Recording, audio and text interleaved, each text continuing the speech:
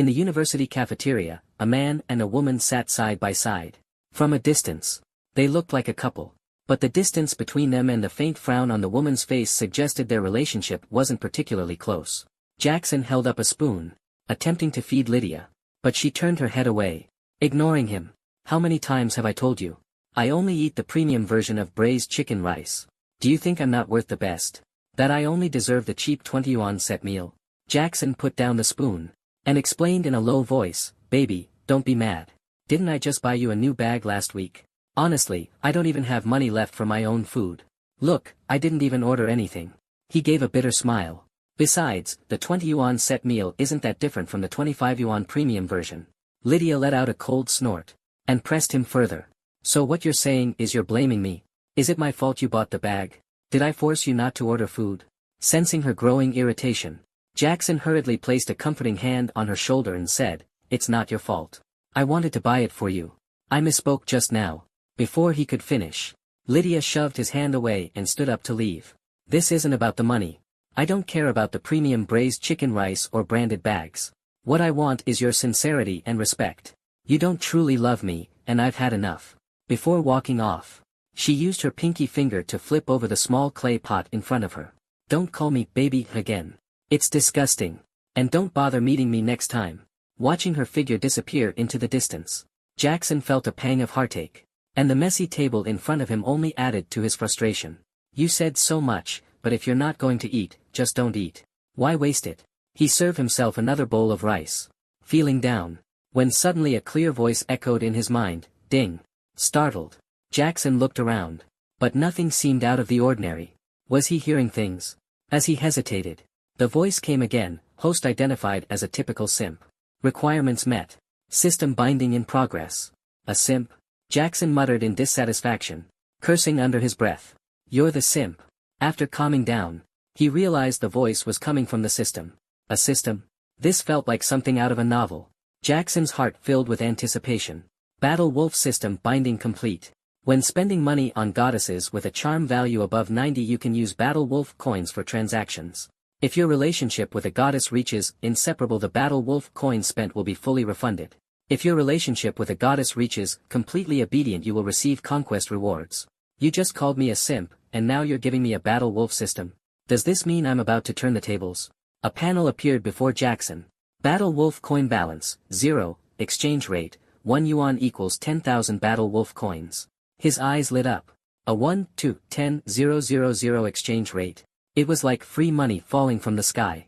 Just as he was fantasizing about whether to buy a Ferrari or a Lamborghini, the system reminded him, Battle Wolf coins can only be used on goddesses. His dream shattered instantly. "Hey, stop picking it up. Eat my food instead." A sweet voice pulled him back to reality. Jackson looked up to see a pair of slender legs and his heart skipped a beat.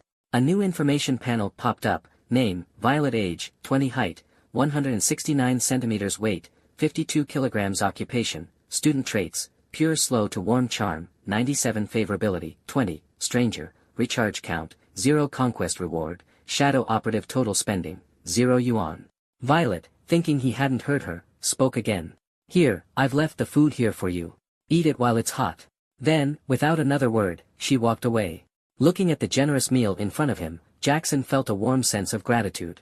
That evening, Jackson found himself wanting to message Lydia again, but after waiting a long time, there was no reply. Sighing, he checked her social media only to find it grayed out, her account no longer visible to him. However, he still kept the photos of their outings together. Just as he opened one of the pictures, the systems panel popped up again, name, Lydia, age, 20, height, 172 centimeters, weight, 55 kilograms, charm, 80 favorability, 58 recharge count, 128. Jackson stared at the numbers, dumbfounded. Charm 80. That was within reason. Favorability 58. Barely passable. But recharge count 128. System, are you messing with me? Response to host, this system does not lie. All data is meticulously calculated. Jackson slumped onto his bed, tears falling onto the pillow. He roared internally, how could this be? He and Lydia had been high school classmates. He had pursued her persistently, and though her attitude toward him had always been lukewarm, it gave him hope. But in the week they'd been together, he hadn't even held her hand. She claimed to be traditional, saying she'd only allow such intimacy after marriage. Angrily, Jackson slapped himself several times. Serves me right, it really serves me right. System, you're absolutely correct. I am a simp. But that was before. Now I have a choice. I'll stop being a simp. I'll be a wolf, the wildest wolf. He resolutely deleted all traces of Lydia from his phone, vowing to make her regret it. I'll make her pay. Exhaling deeply, Jackson calmed down and opened the university's confession wall, looking for new targets. Now armed with the system and having seen Lydia's true nature, he had come to a realization: simping leads to ruin. Everything has a price, the only difference is the form it takes. If something seems unattainable, it's just that the offer isn't attractive enough. You simply need to up the ante. With this system, what goddess could he possibly fail to win over? This newfound confidence filled Jackson with determination. He browsed through several posts, but none of the featured women had a charm value above 90, most didn't even exceed 85. Suddenly, a particular post caught his eye. With thousands of likes and over 300,000 views, the post featured him. Someone had snapped a photo of Violet giving him food at lunch and submitted it to the confession wall. The caption read, "Shout out to Violet from Network Operations Class 2. Not only is she beautiful, but she's also incredibly kind." In the photo, Violet beamed radiantly, like the heroine of a novel, while Jackson looked sleazy, staring at her legs. The comments section was in chaos. How dare he blatantly stare at my goddess's legs? This pervert is so lucky. I'll try this tomorrow. I can't stand this. Which class is this creep from? Jackson felt indignant. Why drag him into this? And yet, the photo was oddly well timed, perfectly capturing him glancing at the information panel, making him look like a complete degenerate. Staring at the post, Jackson suddenly had a bold idea. That's right. Wasn't Violet a ready-made goddess? With a charm value of 90 plus, women like her were practically campus queens. But he quickly realized that Violet was a slow-to-warm person with countless admirers. How could he possibly raise her favorability to 90? He needed a quick and satisfying fling, preferably with a gold digger who could be won over by money alone. So, he decided to target one of the campus beauties or above. Such women were common on campus and frequent features on the university's confession wall. After a night of research, Jackson finally identified the best candidate, one of the 4 campus queens, Isabella. Name, Isabella. Age, 21. Height, 178 centimeters. Weight, 60 kilograms. Occupation, student. Features, long legs. Charm, 94. Affection, 0, unfamiliar. Recharge count, 1. Reward upon success, strength and vitality boost. Money spent, 0 yuan. Jackson's reasoning for choosing her was simple: she had the fewest recharge counts, only 1. Among the 4 campus queens, Violet had 0 recharge counts, followed by Isabella, while the other 2 goddesses had recharge counts nearing triple digits, making them top-tier money diggers. Although Isabella had her minor flaws, Jackson was now the chosen one of the system, and he needed to think bigger. Was he really going to give up just because her recharge count was low? With his decision made, Jackson began investigating Isabella's class schedule. Fortunately, his good buddy Kieran was in the same major as Isabella, though in a different class. If he couldn't catch her during major-specific classes, he'd aim for general courses. When the class bell rang, Kieran came out and asked, "Why are you looking for Isabella?" Jackson craned his neck to scope the area. "Nothing, just want to make friends." Kieran sneered, "Come on, do you even know what kind of person Isabella is?" Jackson nodded. "Of course I do. And you still want to be friends? Have you even weighed your worth? Do you have the money to back it up? Not to rain on your parade, but look at you. Broke, average looks, okay, maybe a little handsome, but scruffy. And your height?" Kieran sized up Jackson's 178 centimeters frame. "Not bad, but without money, you've already lost. You don't even qualify to enter the race."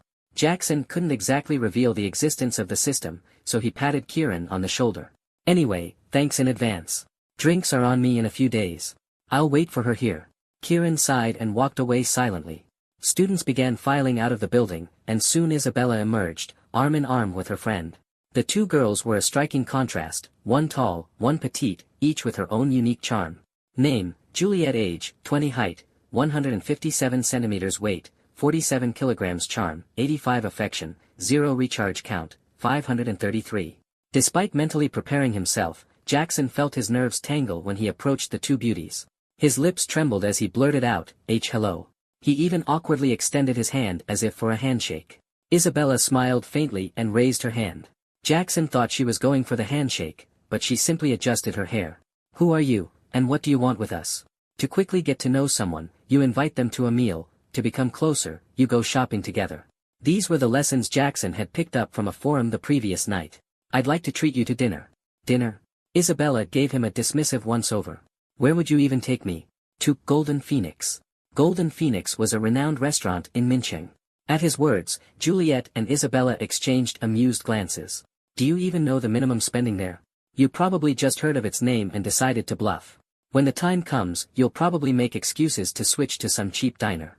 Classmate, your pickup line is so outdated. Their remarks stung Jackson. Lydia hadn't even spoken to him this harshly before. Swallowing his anger, he persisted in asking for Isabella's contact information. Let's add each other on WeChat first. If you're willing, I can take you there tonight. Isabella studied him for a moment, her eyes swirling with thought, before finally holding out her WeChat QR code. After all, she had nothing to lose if he turned out to be a loser, she could simply block him later. When Isabella accepted his friend request and was about to ask his name, her phone suddenly buzzed with a transfer notification. Excited, Isabella exited the app's interface to check the notification, only to find that Jackson had transferred her a staggering 10,000 yuan. She stared at him in disbelief, rendered speechless by the shock. A man she had just met, whose name she didn't even know, had sent her 10,000 yuan, it was bewildering. Noticing something was off, Juliet leaned in curiously. Isabella, what's going on? Isabella handed her the phone, and upon seeing the amount, Juliet's eyes widened like saucers, her jaw practically unhinged in astonishment. Holding the phone tightly, Juliet demanded, what's the meaning of this? Jackson shrugged lightly, unbothered. Nothing much. Consider it a meeting gift, or if you prefer, an acquaintance fee. Hearing this, Isabella quickly snatched her phone back and pressed the accept button, afraid he might change his mind. Affection from Isabella plus 15. She extended her hand warmly to Jackson. Hi, I'm Isabella. You can call me Isabella. Her attitude had shifted 180 degrees. Although Jackson was tempted to mimic those short video clips where the guy flips his hair and metaphorically slaps the girl in the face with her own arrogance, he restrained himself. First impressions were important, after all. He shook her hand with a stoic expression and said coolly, Jackson. Initially, Isabella had pegged him as a broke nobody, but with such extravagant generosity and an air of indifference, he seemed every bit the rich young master. Beside them, Juliet's envy was palpable as she quickly switched to a coquettish demeanor. Brother Jackson, what about me? She chirped, holding out her own QR code. Jackson turned and walked away without a word. Juliet was stunned. Hey, Brother Jackson, watching his figure grow smaller in the distance, Juliet stomped her foot in frustration, both angry and helpless. But Jackson wasn't foolish, the system's rules dictated that only spending on 90-point goddesses could be reimbursed with his war wolf coins. With Juliet's mere 85 points, it would be real money out of his pocket. She had just mocked him moments ago, and now she was all smiles, hoping for a handout. Shameless. Besides, even if it didn't cost money, Jackson wouldn't want someone like her, she was trouble, pure and simple. Back in his dorm room, Jackson lay on his bed to kill time, only to rack up 7 consecutive gaming losses. His afternoon was a disaster, his teammates were either elementary school kids or toxic players, making it impossible to enjoy the game. Still, luck wasn't entirely against him, at least he met a girl with an incredibly sweet voice. When she got flamed by her teammates, Jackson stood up for her. When she lost her composure after getting repeatedly ambushed by the enemy jungler, Jackson helped turn the tide. Together, they endured the insults from their teammates and the taunts from their enemies. Moved by his actions, she added him as a friend and even mentioned she'd be happy to game with him anytime, as she was often bored at home. And just like that, Jackson had gained himself a sweet-voiced gaming partner. When the agreed time arrived, Jackson threw on a jacket, slipped into his sneakers, and prepared to head out. Even though it was only the beginning of the month, the heartless, out-of-stock girl he'd dealt with before had already drained his funds. Now, forget buying clothes, he could barely afford food. His WeChat balance was down to 289.66 yuan, and that 0.66 was his last shred of dignity. But when converted to war wolf coins, it was roughly 2.9 million. With 2.9 million to spend on a decent-looking girl, how could he possibly fail? Jackson arrived punctually outside the girl's dormitory to wait for her. Young man, here again waiting for someone today. The dormitory supervisor Aunt Zhang waved kindly. Aunt Zhang and Jackson were old acquaintances. Back when he used to wait downstairs for Lydia sometimes for hours, they'd chat when she had free time. Over time, they'd grown familiar with each other. Jackson nodded lightly in response. Suddenly, a notification panel popped up. Name, Clara. Age, 45. Height, 160 centimeters. Weight, 63 kilograms. Charm, 78. Affection level, 84. Close friend, recharge count, 1. He froze on the spot for a moment. Even the dorm supervisor's affection level for him was higher than Lydia's ever was. He must have been blind back then to fall for someone like Lydia. Charm level 78. Taking a closer look, Aunt Zhang did have some allure. She was aging gracefully, with a well-maintained figure. Her full chest and rounded hips were like ripe peaches, exuding a mature charm. If she changed her outfit and spruced up a bit, she could definitely be called a beauty. It seemed the system's scoring mechanism was quite accurate. Scoring 78 at the age of 45, it was easy to imagine she must have been a stunner in her youth. But why was her recharge count only 1? Never mind, it wasn't his business to speculate about someone's private life. Tap, tap. Clear footsteps echoed from the stairwell. 2 long, smooth legs wrapped in sheer white stockings appeared first, followed by a fitted ivory deep V mini-dress, and finally Isabella's exquisite face. She wore light makeup that enhanced her natural beauty. When Isabella saw Jackson's casual outfit in his faded jeans, her gaze lingered briefly in hesitation before quickly softening into a bright smile. After all, some wealthy heirs like to keep a low profile and dress down. She hadn't initially noticed Jackson, a hidden, rich first-gen. The first time they met, he transferred her 10,000 yuan, a gesture leagues beyond the fake rich kids at school. Jackson waved at her, and Isabella sped up her pace, jogging over and immediately wrapping his arm in hers. "You're so punctual. Shall we go?" The sudden warmth and softness startled Jackson, sending a tingle through his body as if an electric current had passed through him. She was already acting like this at their first meeting. This 1 yuan was worth every cent. Under Aunt Zhang's astonished gaze, Jackson practically left the dormitory with his body pressed against Isabella's. This young man has finally come to his senses. Aunt Zhang smiled in relief. She'd long hinted to Jackson to give up on Lydia. As the dorm supervisor, she'd seen countless boys picking up Lydia. Their interactions were intimate, kissing, hugging, and most didn't return to the dorms that same night. As the saying goes, those involved are confused, but bystanders see clearly. Looking at the petite girl ahead, Jackson asked in confusion, "Why are you here too?" Isabella seemed equally surprised at Juliet's appearance, as though she hadn't expected her to come along. Juliet was wearing a pink ultra-mini skirt embroidered with delicate floral patterns. The hem swayed, revealing a tantalizing curve. Her pale skin peeked through, igniting the imagination. In the past, Jackson might have been mesmerized by such a sight, but now he was too stunned by Juliet's recharge count to focus. "Little girl, you're only 20. Are you some kind of bioengineered life form?" Juliet tugged at her skirt, pouting playfully. "What's wrong, big brother? Didn't you invite all of us out for dinner?" Jackson thought to himself, "I didn't even give you my contact info, and you're expecting me to treat you?" Wishful thinking. He didn't bother to explain and instead turned to hail a taxi. Since they were here, it wouldn't make sense to send her away now, especially not at the risk of the goddess misunderstanding him as stingy. Isabella climbed into the back seat with Jackson, and Juliet squeezed in right after. Jackson found himself sandwiched between 2 beauties. Normally, this would be a dream scenario, but Juliet's recharge count left him uneasy. "You should sit in the front, it's a bit cramped back here." Juliet pouted, refusing to move to the passenger seat. Instead, she silently vowed to cling tightly to Jackson's golden thigh. The car drove into the city center, stopping in front of a luxurious, gold-trimmed restaurant. This establishment was both upscale and renowned, offering a variety of cuisines. It was like a high-end food court, catering to diverse tastes. It was Juliet's first time here, and she stared through the glass, wide-eyed. Normally, she didn't even have the courage to approach the entrance. Isabella, on the other hand, had been here once before, but that time she was tricked by a poor guy pretending to be rich and they were caught by security in an embarrassing scene. "Let's go," Isabella said naturally, intertwining her fingers with Jackson's. The gesture made his heart race. As soon as they stepped inside, a server greeted them warmly. "Welcome. Do you have a reservation?" Jackson hesitated. "No, I forgot to make one." "Is it still possible to book a table now?" he asked. The server, Nova, smiled faintly, secretly thinking Jackson must be a country bumpkin. "Sir, I'm afraid that's not possible. Please remember to make a reservation next time you visit." Isabella tightened her grip on Jackson's hand, sensing his discomfort and trying to bolster his confidence. "Can't I just pay extra to get a table? There are so many empty ones here," Jackson insisted. Nova's smile grew even more forced, internally rolling her eyes. "Sir, this isn't about whether there are empty tables. Dining here requires a reservation." But, Jackson tried to argue further, only to be interrupted by Isabella. "Let's just go. It's fine, we can eat somewhere else." Seeing Isabella's unease, Jackson relented. Only Juliet seemed reluctant to leave. "We're really leaving. I heard the food here is amazing." Such a shame. Just as they were about to exit, a woman in a uniform approached them. She was stunning, on par with Isabella, and her uniform looked far more refined. What seems to be the problem here? She asked. Jackson looked at her and was startled. A manager had appeared.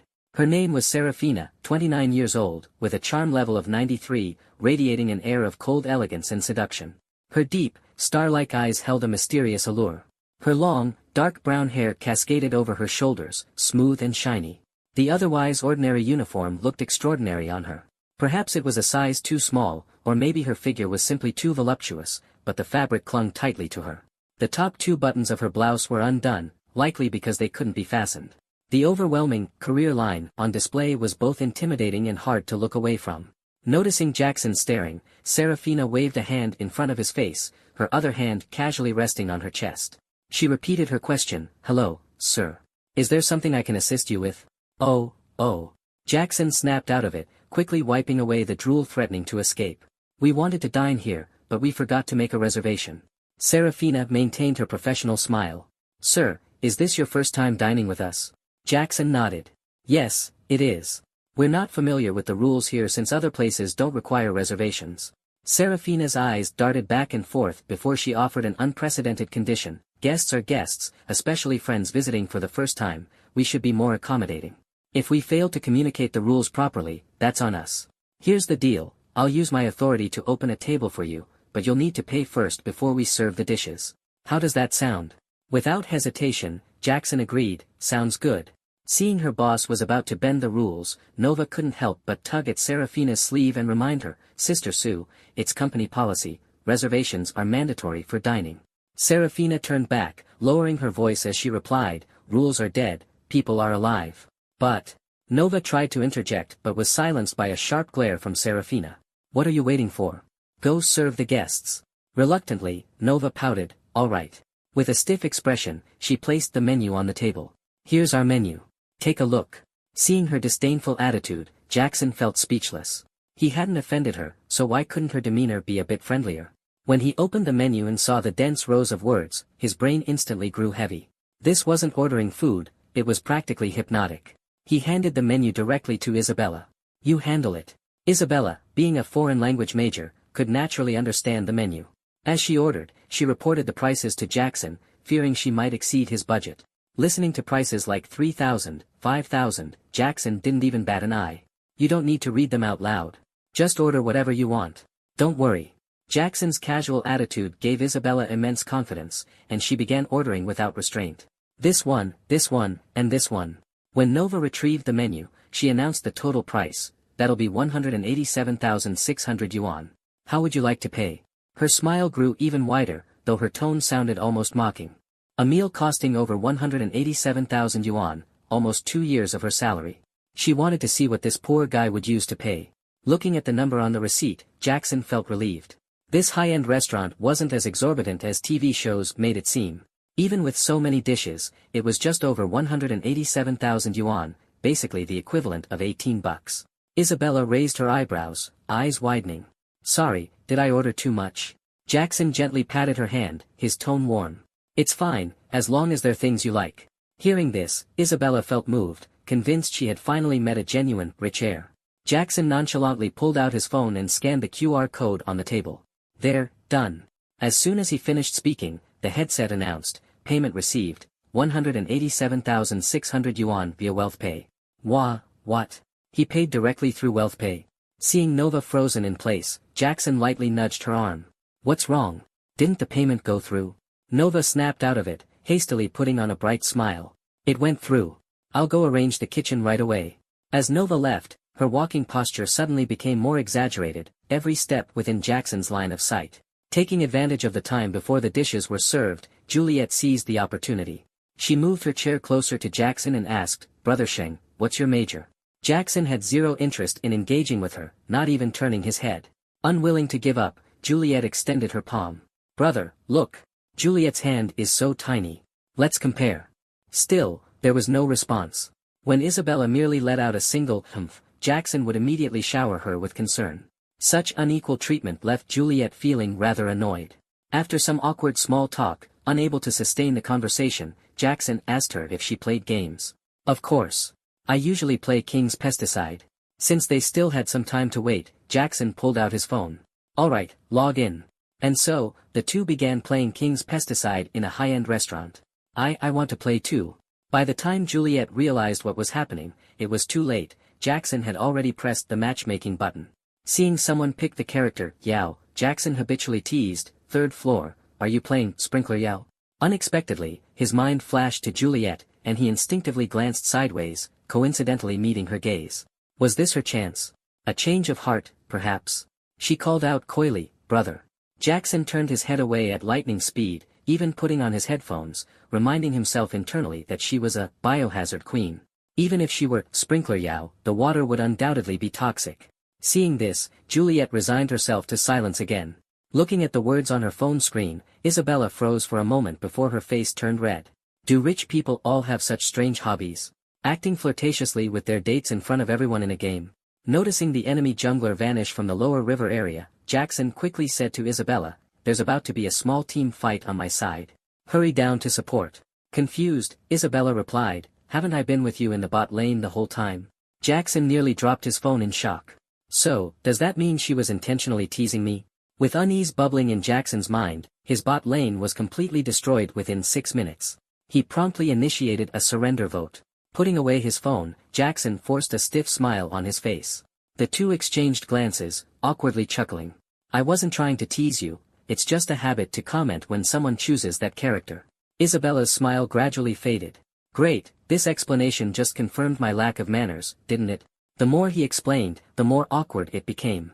At that moment, the dishes started arriving, alleviating the tension. "Here, eat up." Jackson thoughtfully wiped down the utensils with a napkin and handed them to Isabella. Juliet eagerly awaited Jackson to hand her utensils as well. But Jackson had already started eating noodles, merely glancing at her. "What, aren't you eating?" With that, he even reached to take the king crab in front of her. Startled, she quickly guarded her food. "Eat, eat." After witnessing Jackson's money power, Nova transformed into a personal servant, staying close to provide meticulous service. Peeling shrimp, pouring wine. Once they were full and ready to leave, Nova approached with a black box in hand, presenting it with both hands. "Mr. Su, please give us your rating." Jackson took the black box, which had options ranging from 1 star to 5 stars, along with spaces for feedback and complaints. A mischievous smile appeared on his face. "I'll rate it and give it back to you." Nova took the box back and nearly fainted when she saw the score. Jackson had given her the lowest rating of 1 star, written a 100-word feedback, and pressed the complaint button. This was punishment for her earlier disdain. According to company rules, her salary for this month was essentially gone, and she might even lose her uniform. Nova was panicking but helpless. She could only muster a fake smile and nervously confirm, "Sir, are you sure you didn't make a mistake?" Jackson firmly replied, "No, this is my evaluation." Nova's heart sank instantly. She had no choice but to pull out her trump card. "Brother, maybe earlier it really was my fault for not providing good service. How about we exchange contact information, and when you have time, I can give you some compensation." She pulled out her phone, opened WeChat, and raised her eyebrow at Jackson. Although she had a certain charm, a good figure, and her charging cycles were still normal, plus the fact that he could get some free compensation without spending a penny, Jackson had to admit that he was momentarily tempted when she made her offer. But he quickly regained his composure. With the goddess by his side watching, what kind of situation would it be if he really added her? He could only painfully give up the meat right in front of him. Jackson unceremoniously pushed her phone back, took Isabella's hand, and turned to leave. "Let's go." "Oh. Isabella snapped back to reality. She had thought Jackson would accept the girl's contact request, but to her surprise, he rejected it so decisively. Could it be that he wasn't just looking to fool around, but was genuinely interested in being with her? Having seen so many wealthy second-generation types playing with emotions, encountering someone so devoted now stirred a bit of hope in her heart. Isabella's favorability +5. Whoa! Even this can increase favorability. Seeing the favorability rise, Jackson secretly rejoiced that he had made the right choice. "Wait, please hold on." Hearing a voice behind him, Jackson turned to see Serafina approaching. "Mr. Su, how was the food at the restaurant?" "It was all right." Serafina slightly bowed and presented a red box with both hands. "This is a gift to thank you for dining with us. Please accept it." Jackson opened the box and found a gilded necklace with a beautifully crafted agate phoenix pendant. Just by the look of it, it was clear it was not cheap. Jackson glanced to the side and noticed Isabella staring at it without blinking. Do you like it? Isabella nodded emphatically. I love it. Let me put it on you and see. The necklace matched her cream-white dress perfectly, adding a touch of elegance. Serafina even had someone bring over a full-length mirror. Isabella's favorability +5. As for Juliet, she could only stand to the side, looking on helplessly. Serafina, with her 9 years of management experience, keenly sensed that Isabella was the main focus of Jackson's attention, while the shorter girl was merely a third wheel. Whoever spends the money is the patron. Serafina only needed to cater to Jackson's feelings, so she had prepared just one gift. Seeing Isabella's favorability increase, Jackson felt immensely pleased. In dramas, big shots always leave tips when they're satisfied after a meal. Even if he hadn't experienced it firsthand, hadn't he at least seen it? So Jackson decided to act generously. He consulted the system to see if tips could be paid using werewolf coins. As long as it's a reasonable expense related to the goddess, it can be settled with werewolf coins. Receiving a positive response, he decisively offered to give Serafina a tip. But Serafina declined. Mr. Su, please don't take offense. First-time guests at our restaurant always receive a small, exquisite gift. Besides, our service wasn't thorough enough. How could we dare accept your tip? Upon hearing this, Jackson immediately countered, not at all. I'm very satisfied. Mr. Su, in that case, could I ask for a favor? A favor? You can tell me first. Serafina brought Nova forward and gently patted her back, signaling her to bow. I'd like to ask you to withdraw your complaint against her. This little girl truly lacks understanding, and I'm apologizing on her behalf. With that, Serafina slightly bowed her head. No, don't do that. As the saying goes, you can't speak ill of someone who has fed you, and you can't act ungrateful after accepting kindness. His anger had already subsided. So Jackson decided not to pursue the matter any further and withdrew the complaint. Nova quickly bowed deeply and sincerely uttered the first truthful words of the night, "Thank you, sir." As they were leaving the restaurant, Serafina asked Jackson for his contact information. She explained that in the future, if he planned to dine there, he could contact her in advance for reservations and better arrangements. Think about it, a goddess in a uniform, intellectual and beautiful. Who wouldn't be tempted? Jackson had already wanted her contact information, he just hadn't found the right opportunity. After all, with one more goddess, he'd have another chance to earn cashback and strategy rewards. Serafina, knowing they hadn't driven, thoughtfully called a cab for them. Such attentive service truly set the industry standard, no wonder she had become the general manager while others remained mere servers. Watching the car gradually disappear into the night, Nova excitedly grabbed Serafina's hand. "Sis, thank goodness for you just now." Serafina gently patted her shoulder. "It's alright. Just keep your eyes sharp in the future. Observe more. Don't just judge patrons by their appearance and assume they can't afford to spend. You've heard of Gao Qiqiang, the construction tycoon from the neighboring city, right? When he came here to dine, he was just wearing a plain jacket. Stop judging people by their looks." Nova lowered her head in shame. "Got it, Sister Sue. Carry on with your work. In the future, handle unexpected guests the same way as today."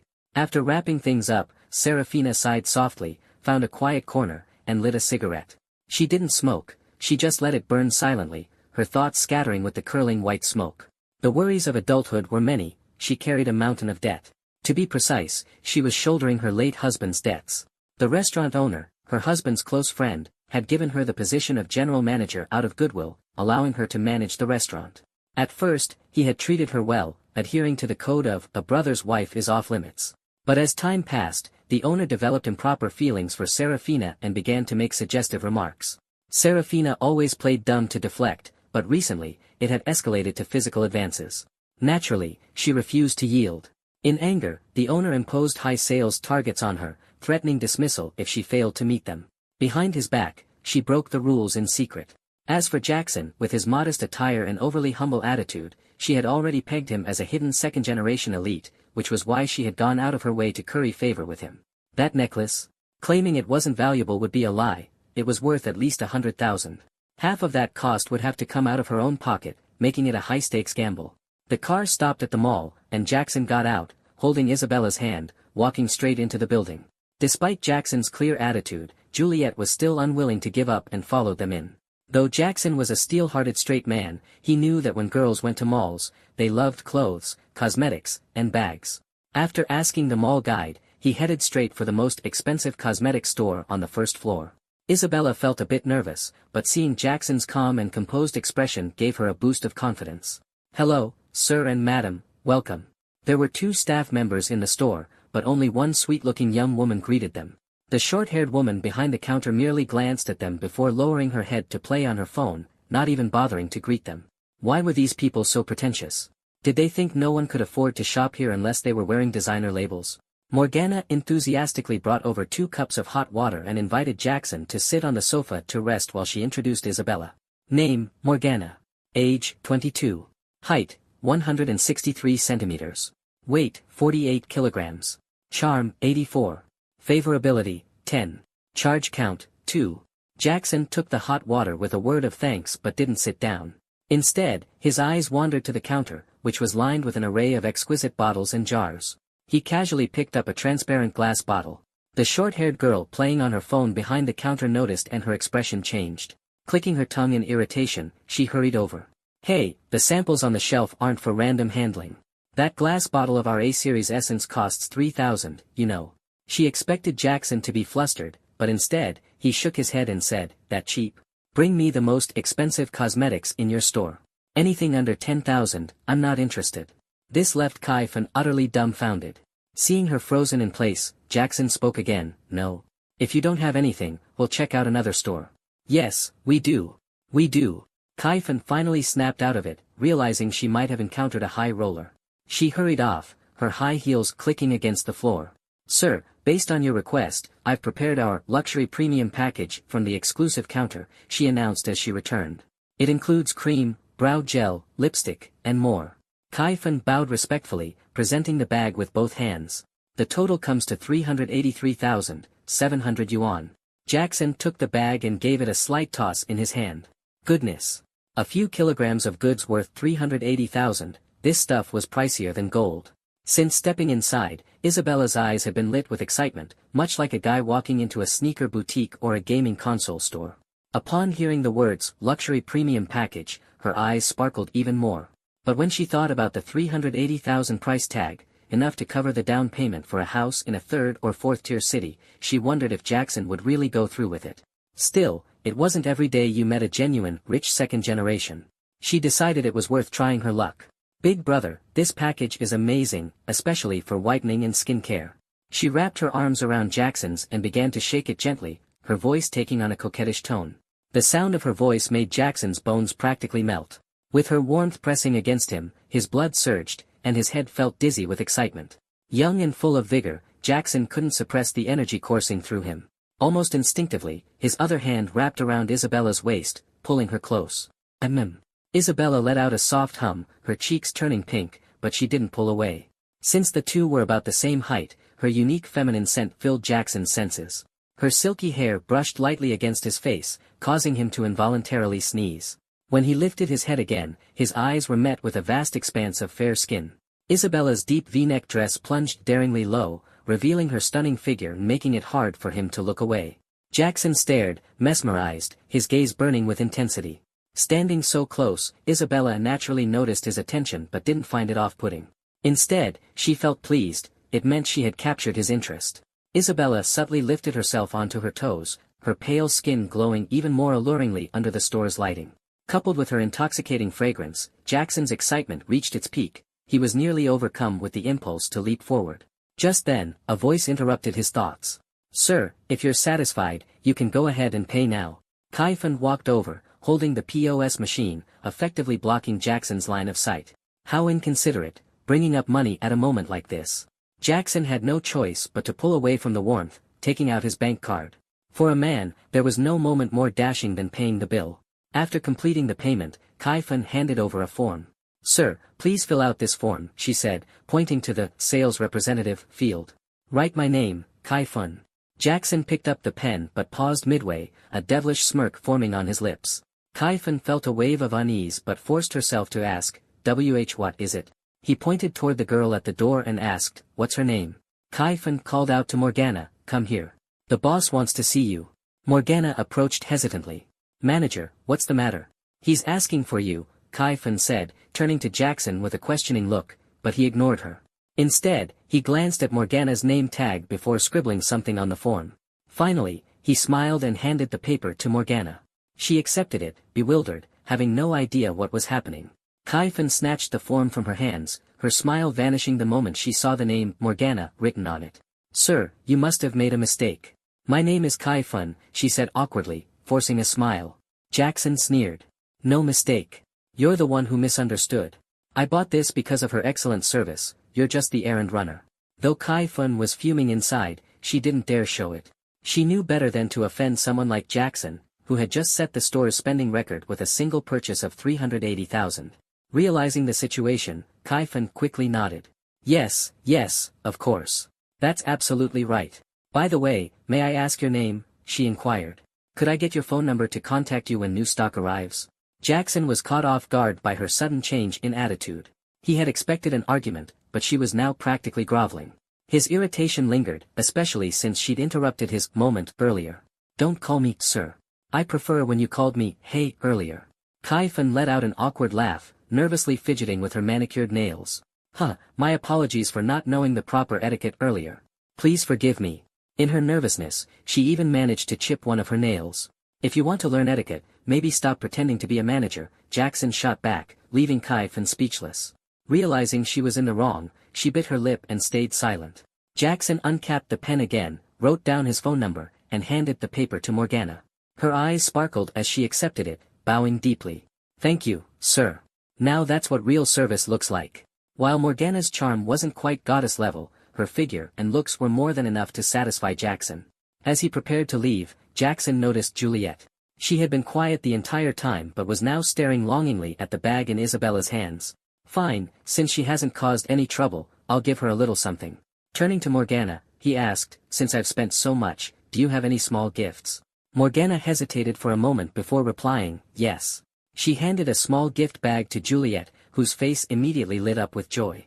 Jackson gently placed a hand on Isabella's waist. Seeing no resistance from her, he confidently pulled her closer. Once, he had dreamed of strolling through stores with a beautiful girl in his arms. Now, not only had he achieved that dream, but the girl by his side was practically a goddess. His heart swelled with pride and satisfaction. "Babe, let's go check out some handbags," he suggested. "Sure." Isabella was slightly taken aback. They had already spent over 500,000 tonight, and yet he wanted to keep shopping. Then again, it was exactly what she had always dreamed of. She snuck a glance at the boy by her side, finding him more handsome with each passing moment. "Mua." Isabella suddenly planted a kiss on Jackson. Jackson froze for a moment, his hand gently touching the spot where he had been kissed. In his heart, he silently thought, "Damn it, she dared to ambush me. I'll kiss her back." Just as he prepared to respond, Isabella, like a little rabbit, hopped out of his embrace. She turned back, covering her mouth with a playful laugh, her eyes sparkling as if to say, "Come on, catch me if you can. No running away." Jackson licked his dry lips and transformed into a big bad wolf, chasing after her. The two darted around, but Isabella couldn't escape for long. After only a few steps, Jackson caught up and pulled her firmly into his arms. Jackson originally aimed to kiss her cheek, but somehow his lips accidentally landed on hers. Isabella's pupils widened slightly in shock. She hadn't expected the usually well-behaved Jackson to be so bold. She didn't resist, instead, she froze in place. Feeling her soft lips, Jackson seemed to unlock a hidden talent. Despite it being his first kiss, he kissed Isabella so thoroughly that she could hardly catch her breath. Gradually, she relaxed, closed her eyes, and a blissful expression appeared on her face. Not far away, Juliet felt a pang of jealousy in her heart. She thought, "Great, now I'm officially the third wheel." She tried to console herself, "It's fine, there's still a chance. Rich guys are always fickle. Once he gets bored with Isabella, I'll have my turn. No more wasting time fishing on dating apps." After what felt like an eternity, the two finally parted reluctantly, with a few silvery strands of saliva glistening in the air. Isabella was gasping softly, "Ah, ha." The kiss had left her legs feeling weak. Affection level with Isabella +2. Leaning slightly against Jackson's chest, Isabella gazed up at him with seductive eyes. Jackson felt his throat getting even drier and thought to himself, "I really want to take her away right now." At this moment, Isabella's affection level had reached 80, just 10 points shy of 90. "Sweetheart, let's go buy that handbag now," Jackson suggested. Isabella suddenly changed her mind. "But before the handbag, let's buy some clothes first." Jackson nodded in agreement. "Sure, whatever you want. It's all about giving gifts to make you happy." With that, Isabella pulled him into an Armani store. Inside, instead of picking out clothes for herself, she focused entirely on sizing Jackson up. Feeling her gaze, Jackson started to feel uneasy. You're not picking anything for yourself. Of course I am. Isabella nodded lightly, then began instructing the sales associate to take clothes off the racks. She selected an entire outfit for Jackson, shirts, pants, shoes, and even underwear. Jackson was a bit puzzled. Is this all for me? Yes, Jackson, Isabella said with a look of anticipation. You shouldn't always dress so plainly. Try these on. A surge of warmth filled Jackson's heart. No girl had ever bought him a gift before, and her gesture made him feel truly cared for. When he walked out of the fitting room wearing a casual shirt, his entire demeanor exuded elegance and charm, like a modern-day prince. With his long legs now accentuated by well-fitted pants and his height boosted by hidden heel shoes, Jackson stood nearly 6 feet 1, finally achieving a noticeable height difference with Isabella. Even his formerly messy, bird's nest, hairstyle now seemed to radiate starlight. It had to be said, women, especially beautiful ones, had a keen eye for style. Isabella admired him with satisfaction, nodding approvingly. Not bad at all. We'll take this set. Time to check out. The sales associate approached with the total. That will be 13,000 yuan. Jackson was startled. Whoa, that's expensive. He felt a pang of guilt for Isabella. I appreciate the thought behind this gift, but let me cover the cost. No need. Isabella insisted. This is a gift from me. How could I go back on my word? She confidently handed her credit card to the sales associate. In reality, Isabella's family wasn't wealthy. However, Jackson had sent her a 10,000 yuan red envelope the day before, so she could manage this 13,000 yuan bill. At that moment, her system issued a warning: hosts are prohibited from maliciously exploiting others' funds. Jackson wisely stayed silent and stopped protesting. After all, where would he get the money to pay? A token refusal was enough to maintain appearances. He didn't want to overstep and ruin everything. Meanwhile, Juliet, standing at the store entrance, was stunned. Dressed in Armani, Jackson now exuded a refined and noble aura. Though Isabella seemed delighted tonight, her decision to buy clothes wasn't just impulsive. She was thinking long-term. She couldn't always be on the receiving end. She needed to give back occasionally to show Jackson he was valued. Suddenly, a sharp voice rang out from the entrance. Wait a second. Juliet walked in briskly and pulled out her credit card. Isabella, let's split the bill. I want to show my appreciation for brother Jackson too. It seemed that rich people never actually needed to spend their own money. There was always someone eager to pay. No, Isabella replied firmly. Juliet hadn't expected her once close friend to refuse so directly. Isabella's expression darkened. She knew exactly what Juliet was up to, using this opportunity to win Jackson's favor.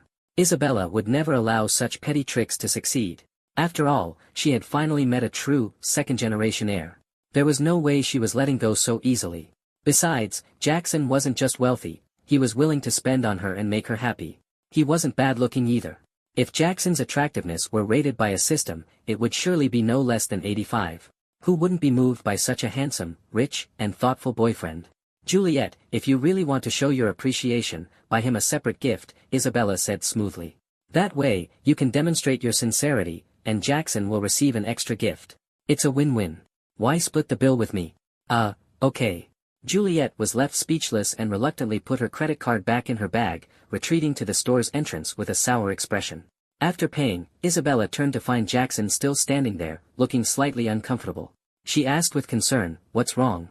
Jackson hesitated before finally admitting, "You underestimated my size. These briefs are too tight, they're digging into me." Hearing this, Isabella's face turned bright red, and she quickly averted her eyes. Sales associate, could you get him the next size up for his briefs? Wait. Jackson interjected quickly. Make it 2 sizes up. Hearing the commotion, Juliet couldn't help but glance back from the entrance.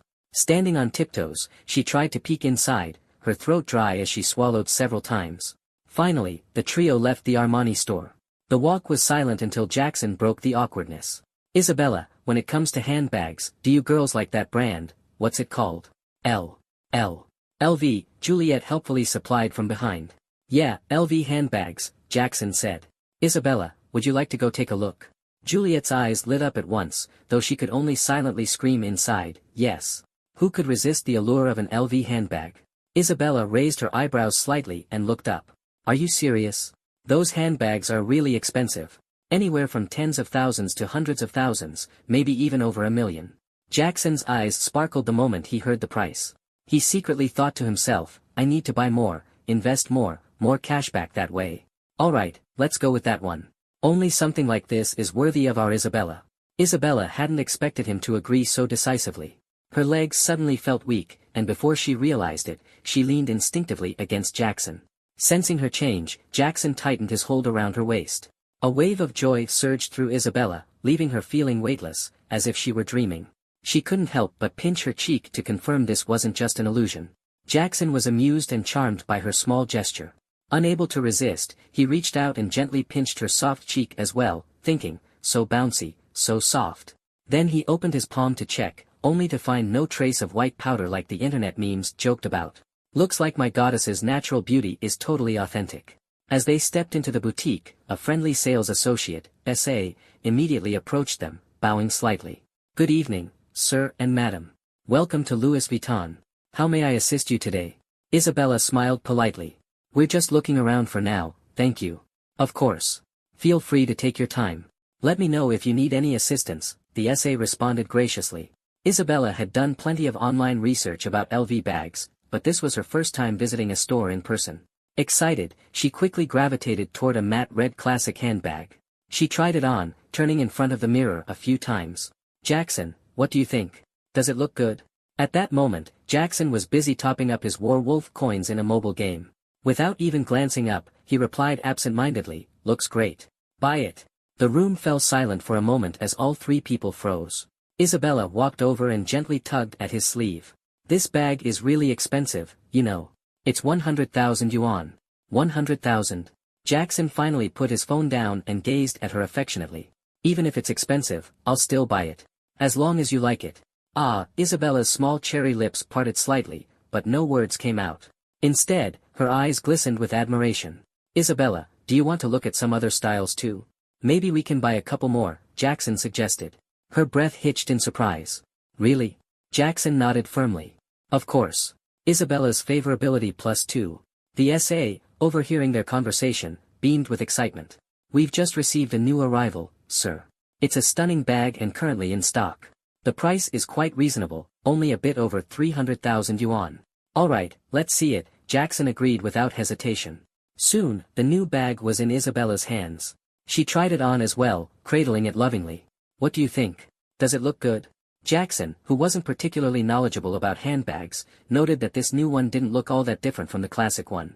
Still, he smiled warmly. Looks great. Buy it. After all, as long as spending money could make his goddess happy, it was a win-win situation for him. Isabella, take another look around. See if there's anything else you like.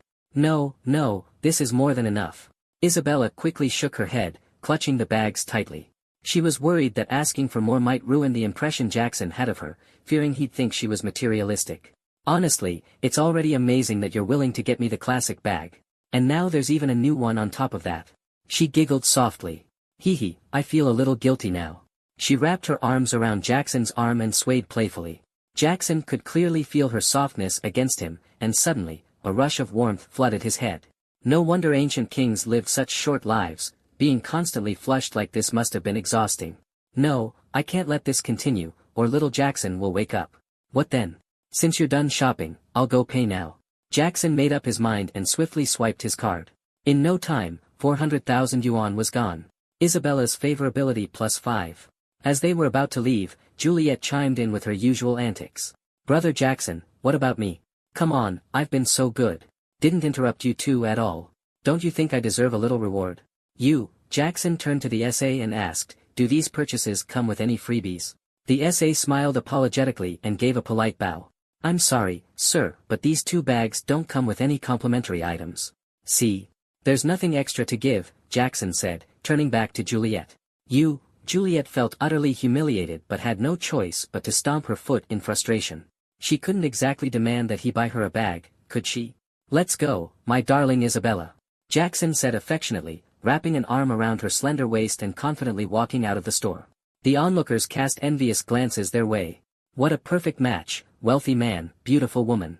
They spent some more time wandering through the mall, picking out a few striking outfits and even getting their nails done. Before they knew it, 3 hours had flown by. In the past, whenever Jackson accompanied Lydia on shopping trips, he'd usually end up exhausted and yawning. But tonight, he felt nothing but exhilaration and heat coursing through him. With such a stunning girl by his side, how could he possibly feel tired? As the night deepened, the mall began to close. The three of them stepped out onto the neon-lit streets, where only a few stragglers remained.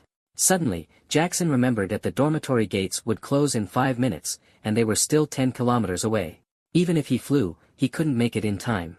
Looking at Isabella, who was quietly gazing down, Jackson felt torn. Returning to the dorm was out of the question, they'd have to stay at a hotel tonight. But how was he supposed to bring it up? Wouldn't it make him seem too forward? Isabella occasionally glanced at him curiously, wondering why he wasn't saying anything. As a man, doesn't he know he should take the initiative? Clearing her throat, she finally said, "Ahem, Jackson, since the dorm gates are about to close, we should find a hotel nearby to stay at. Otherwise, all the rooms might get booked." Oh, all right. Jackson snapped out of his internal struggle and quickly agreed. In the heart of the city, there were plenty of hotels and inns, but most of them were either fully booked or outrageously priced. The area was close to tourist attractions and a university district. Young people, full of energy, often opted to stay out rather than return to their dorms. Jackson found it understandable. Finally, they managed to locate a small inn with vacancies. The good news, there was a room available. The bad news, there was only one room. The silver lining in the bad news, it was a double room with 2 beds. Sharing a room with my goddess. This is a once-in-a-lifetime opportunity. If only Juliet weren't here. What a dilemma. Jackson attempted to persuade Juliet. "Juliet, would you mind checking if there's another inn nearby with an open room?" "What for? This double room is perfect.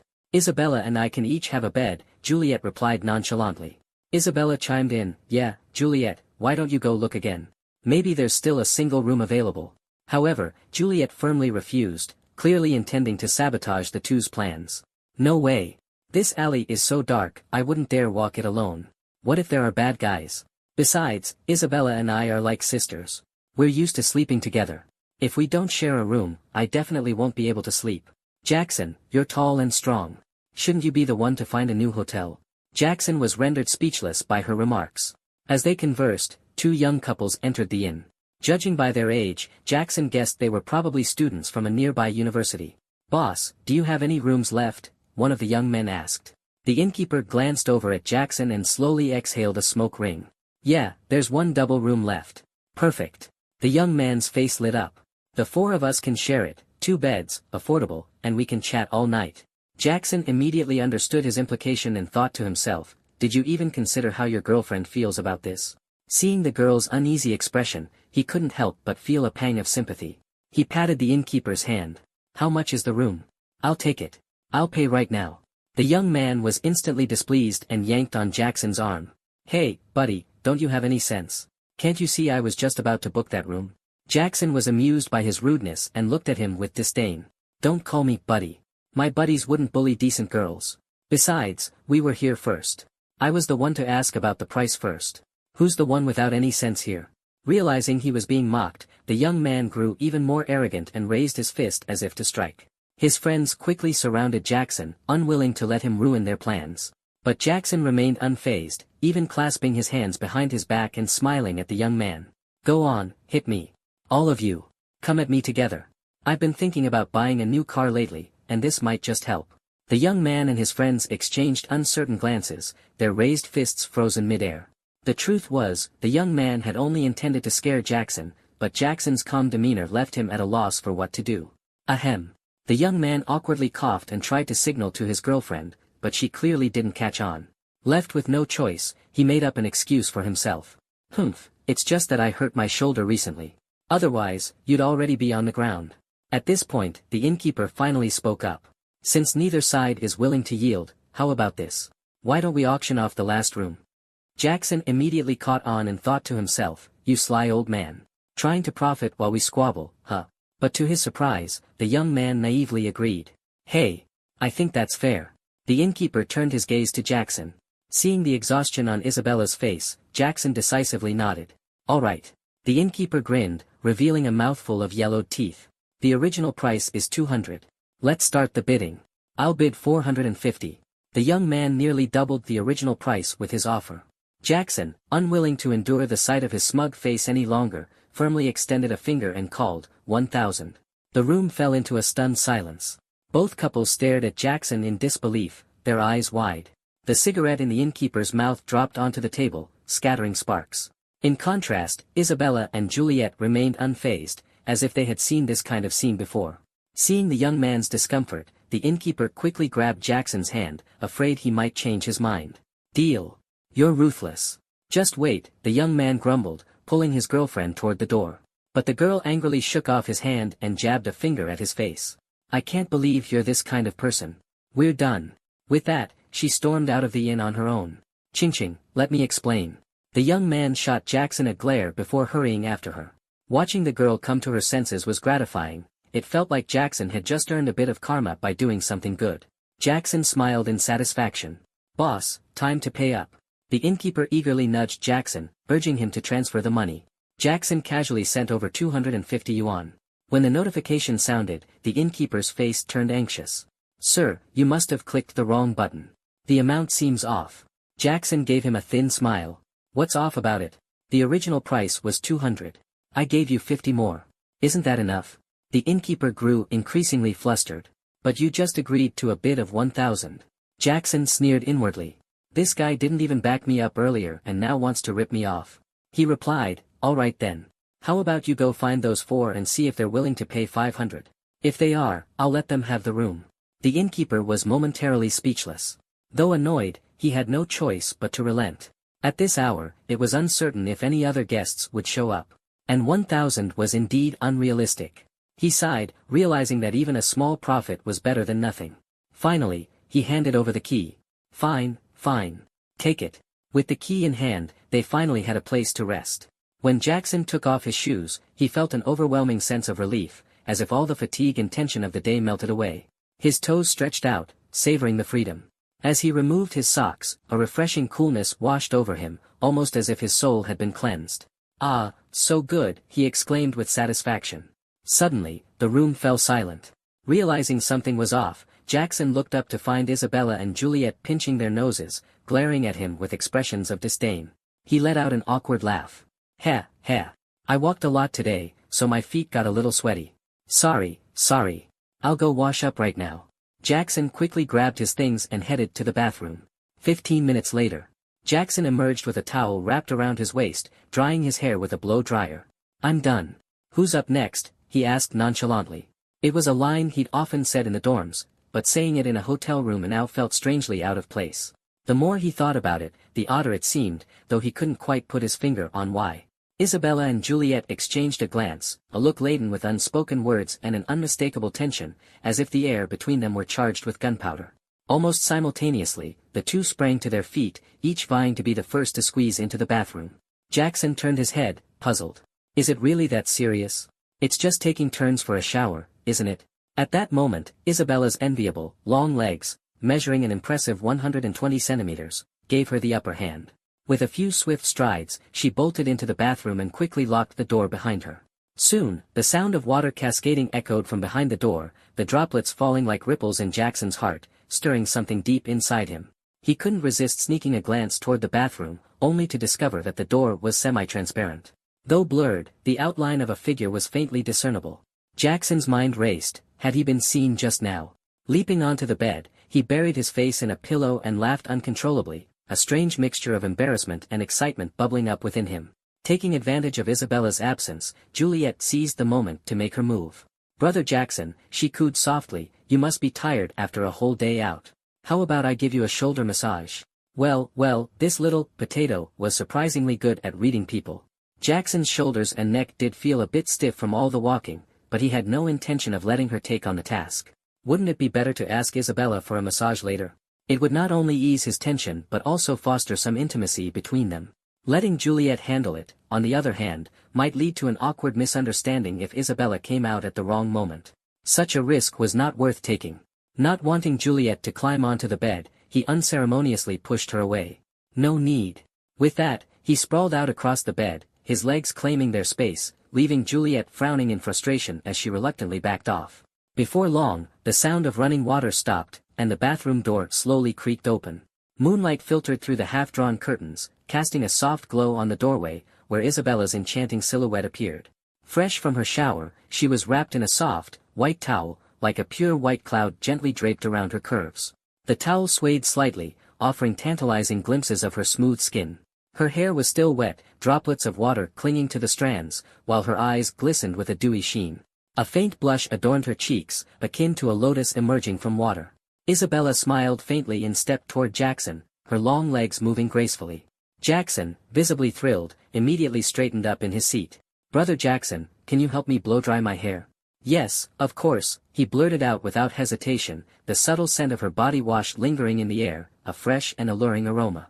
Unable to resist, Jackson remarked, "Isabella, you smell amazing." Isabella's blush deepened as she playfully chided, "Oh, stop it." At such close proximity, Jackson couldn't help but steal a glance, inadvertently catching a glimpse of something snow-white beneath the towel. His heart raced, a surge of heat coursing through him. Isabella noticed his gaze but only responded with a gentle smile, brushing a strand of hair behind her ear. The movement caused the towel to loosen ever so slightly. Jackson's cheeks flushed instantly, his pulse quickening as an uncontrollable urge overtook him. His hand lightly nudged her, and Isabella, yielding to the motion, fell onto the bed. Jackson wasted no time and followed suit, leaning over her. Just as things were about to escalate into a moment of intense intimacy, a sudden cough shattered the atmosphere. Ahem, ahem. From the adjacent bed, Juliet coughed as if struck by a sudden cold, her persistent hacking disrupting the mood entirely. Isabella turned her head, visibly exasperated, while Jackson reluctantly pulled away. After a brief silence, Jackson spoke up, "Juliet, you haven't showered yet. Go ahead before the water gets cold." Isabella chimed in, "Yes, hurry up. Otherwise, there might not be any hot water left." Juliet smiled faintly, her tone tinged with irony. "If there's no hot water, I just won't shower. Besides, I don't have fresh clothes to change into." Isabella replied, "That's fine. You can borrow mine."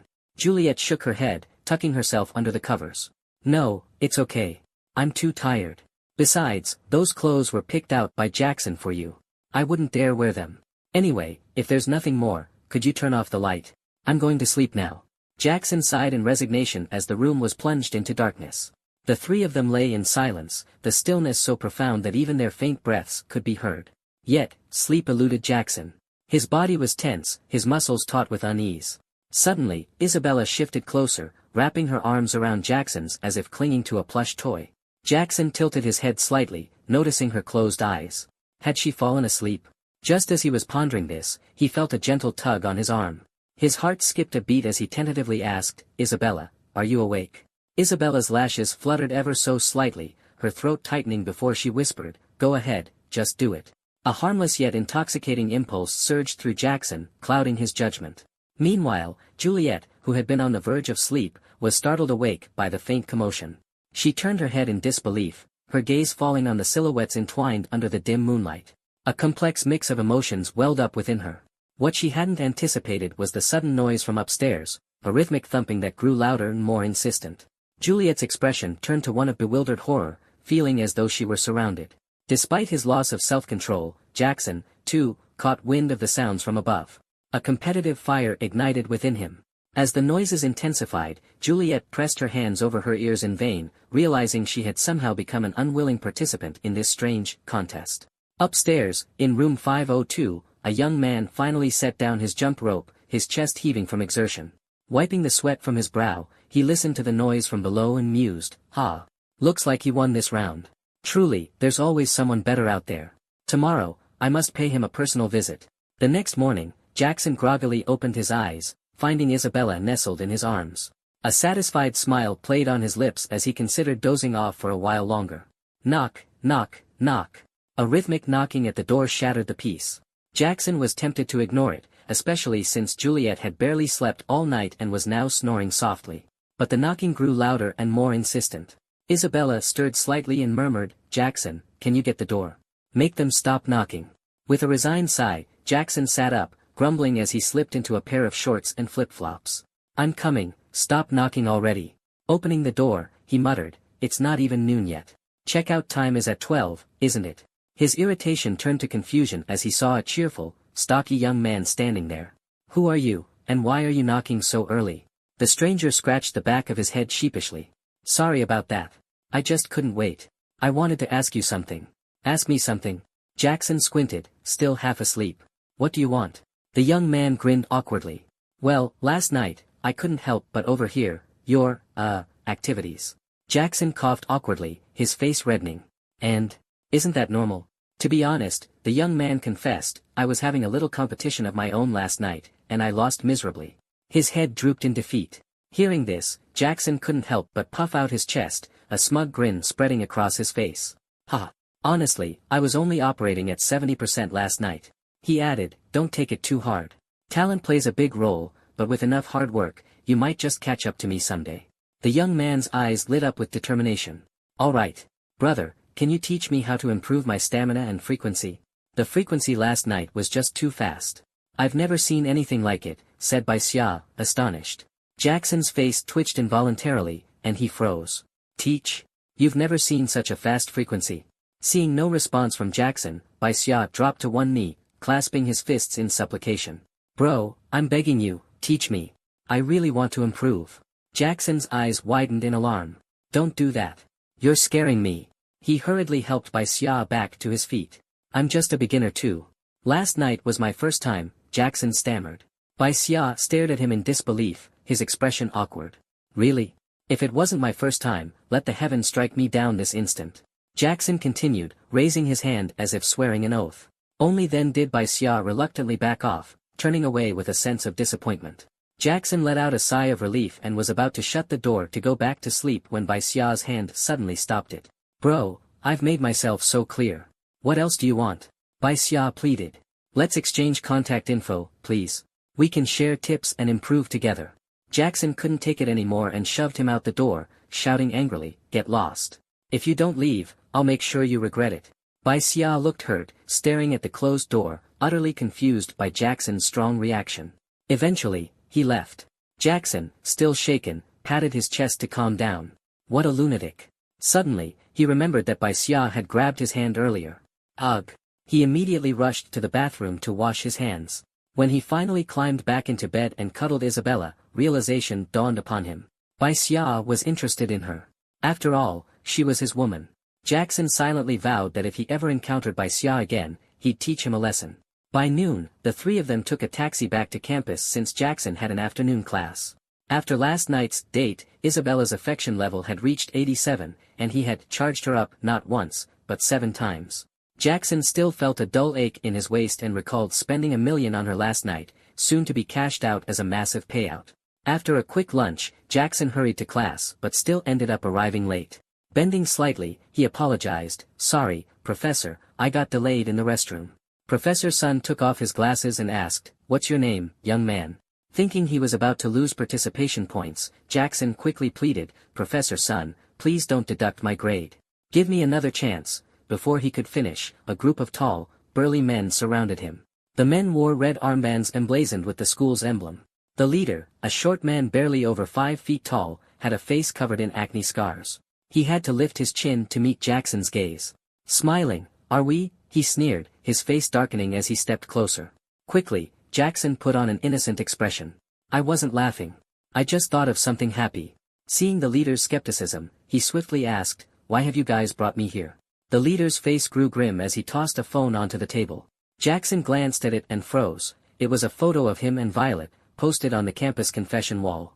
His heart skipped a beat, but he calmed down when he saw the profile picture in the upper right corner. He recognized it instantly. It was the same person who had threatened to track him down in real life, in the comments section earlier. Jackson smiled faintly and placed the phone back on the table. I was just zoning out at the time. Nothing more. The leader snorted coldly. I don't care if you were zoning out or in heat. Either way, I don't like you. Let me show you what happens when you mess with my girl. He waved his hand, and his lackeys brandished various makeshift weapons, forming a menacing circle around Jackson. Don't say I'm bullying you, the leader said, tossing the phone back to Jackson. Call for backup. Bring as many as you want within 30 minutes. After that, it's too late. Jackson calmly took the phone and confirmed, anyone I want.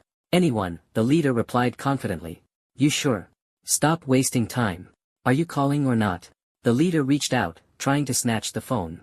Alright, I'm calling. Jackson quickly dialed a number. Hello, this is the Changhong District Police Station. How may we assist you? Jackson immediately switched to a pitiful tone.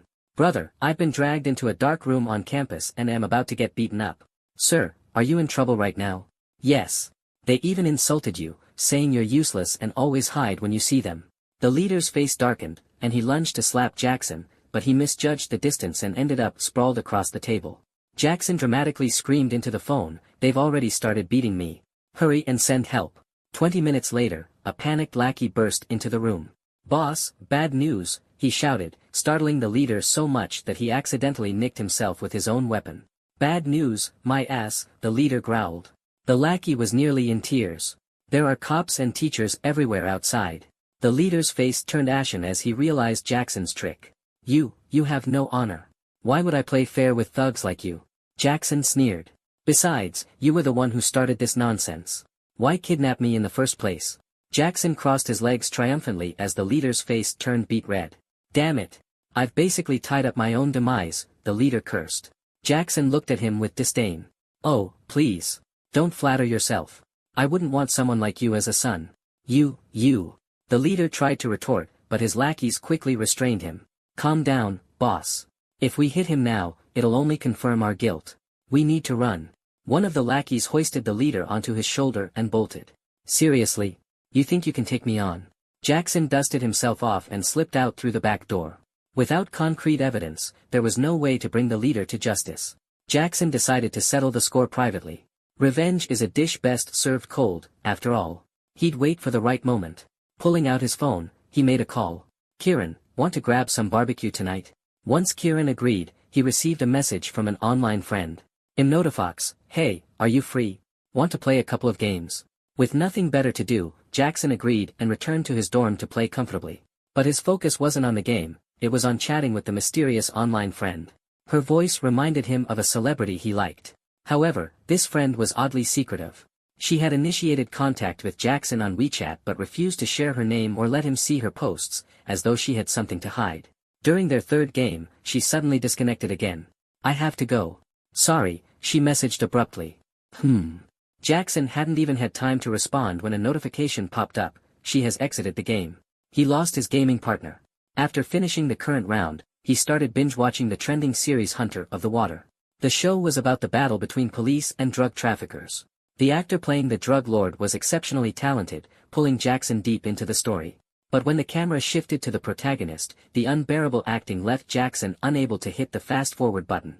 Instead, he frowned and endured it with gritted teeth, forcing himself to finish the episode.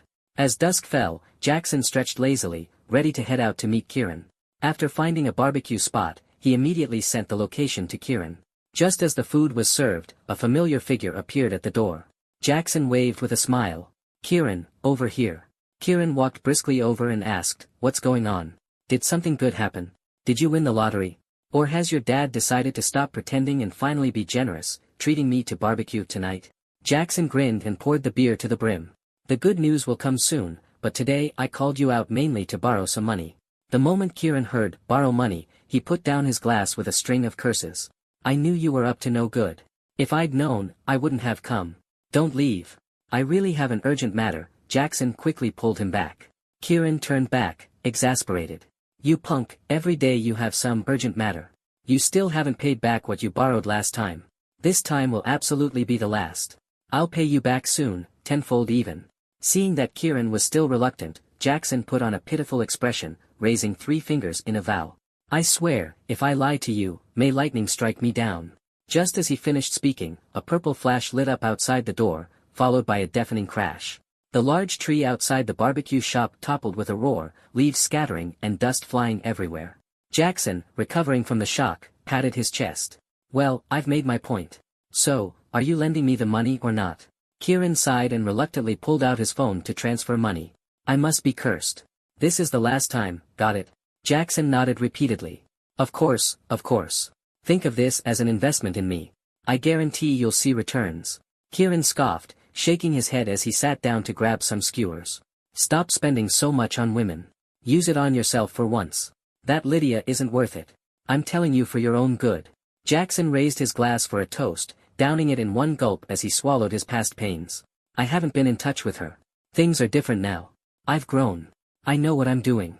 Kieran snorted in disbelief, raising his voice. "You? Grown?" The two exchanged a glance and burst into laughter, nearly doubling over, unable to stop for a long time. "No matter what, we're still brothers, right?" Jackson grabbed Kieran's shoulder. Kieran brushed his hand off and pretended to scold him with a laugh. Where are you touching, man? Do you think I'm your son or something? After a few playful exchanges, the atmosphere quieted. Kieran looked at Jackson seriously and eventually relented. Fine, fine. We'll always be brothers. Happy now? What's with all the sentiment today? A sly smile crossed Jackson's face. No, I want you to always be my son. Father and son united, we're unstoppable. Kieran chuckled helplessly. After a few more rounds of drinks, Jackson finally brought up something serious. Kieran, there's this short guy, about 1.5 meters tall. Do you know who he is? Probably Feng Tao, the student council president. Why? Kieran replied while picking his teeth. Jackson nodded, quietly committing the name to memory.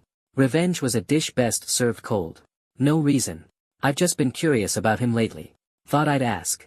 After a few more drinks, Jackson suddenly got a text from Isabella. I'm so bored.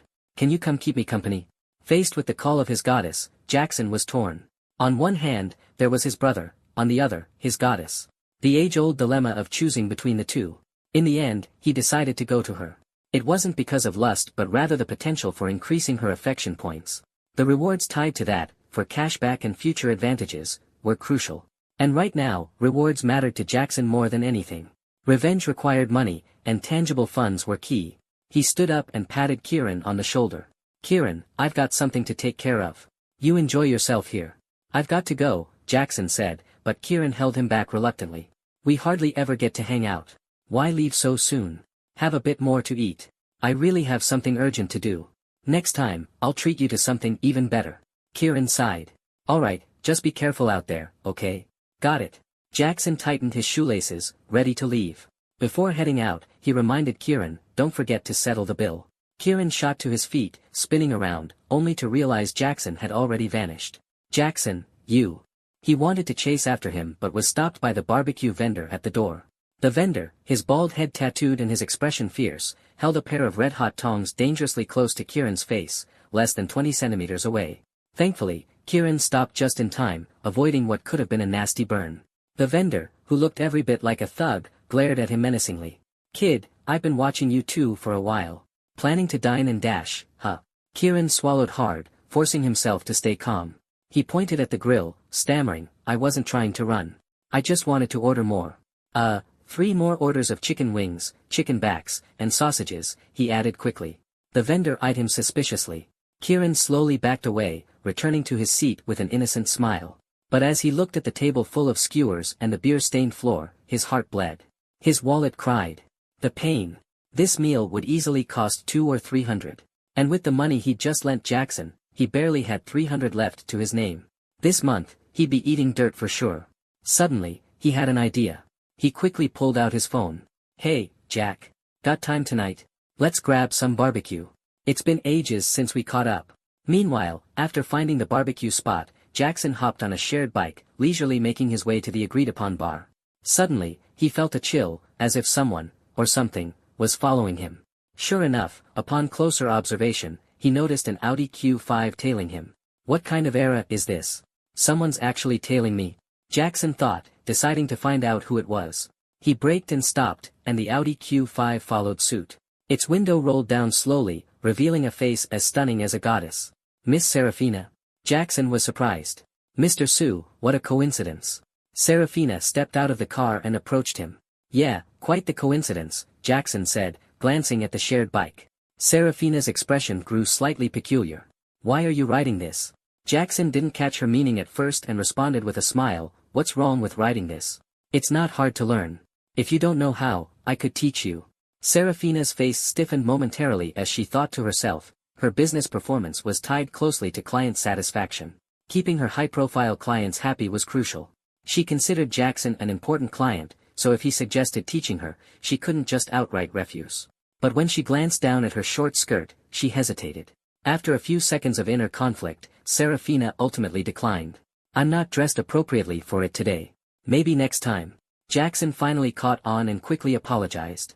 I'm sorry, I didn't notice. He clasped his hands together to show his regret, and Serafina quickly returned the gesture. It's all right. Please, don't be like that. Then, Serafina asked, where are you headed? I can give you a ride.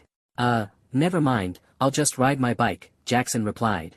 He had initially wanted to accept the offer, but then remembered that Serafina was practically a goddess in his eyes.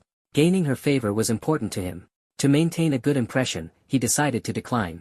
Alright then, come by Golden Phoenix another time when you're free. I'll arrange the best drinks for you, she offered. Jackson smiled and nodded, watching her leave as her Audi Q5 disappeared into the distance. He continued pedaling his shared bicycle toward the bar. In the driver's seat, Serafina reflected on the encounter while waiting at a red light. A man who could spend hundreds of thousands at Golden Phoenix, why would he be riding a shared bicycle? Having dealt with countless second-generation wealthy heirs, she'd never met someone so low-key. I see, she murmured, her eyes lighting up as if she'd just uncovered an important clue. A subtle smile tugged at her lips. Coupled with Jackson's warm demeanor, she became even more convinced, he had to be the son of a high-ranking official, and not a minor one at that. Just then, a series of honks from behind broke her thoughts. The traffic light had turned green. Serafina snapped out of it, stepped on the accelerator, and merged back into the street. Meanwhile, about 10 minutes later, Jackson finally arrived at his destination.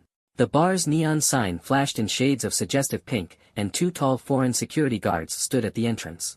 The place was bustling with patrons, with a long line of people waiting to get in. Jackson noticed a group of young men wearing t-shirts emblazoned with F426. They looked like high schoolers, but were surrounded by several young women. The scene made him wonder, do girls these days really prefer younger guys? After waiting in line for 5 minutes, it was finally Jackson's turn. Just as he was about to walk in, one of the guards stopped him with an outstretched hand. The bald security guard wore a blank expression.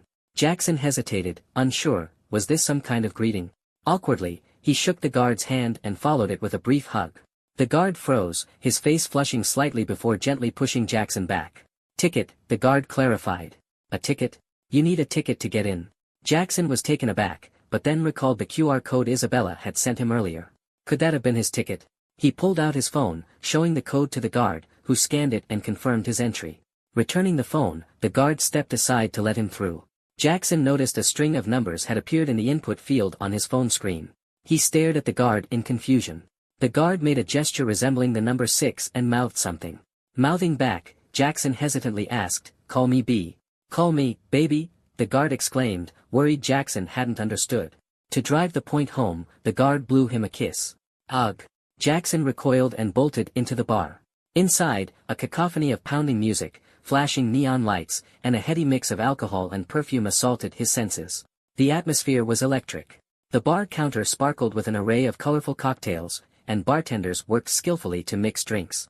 On the dance floor, bodies swayed in rhythm to the music, while in the shadowy corners of plush sofas, couples exchanged intimate gestures.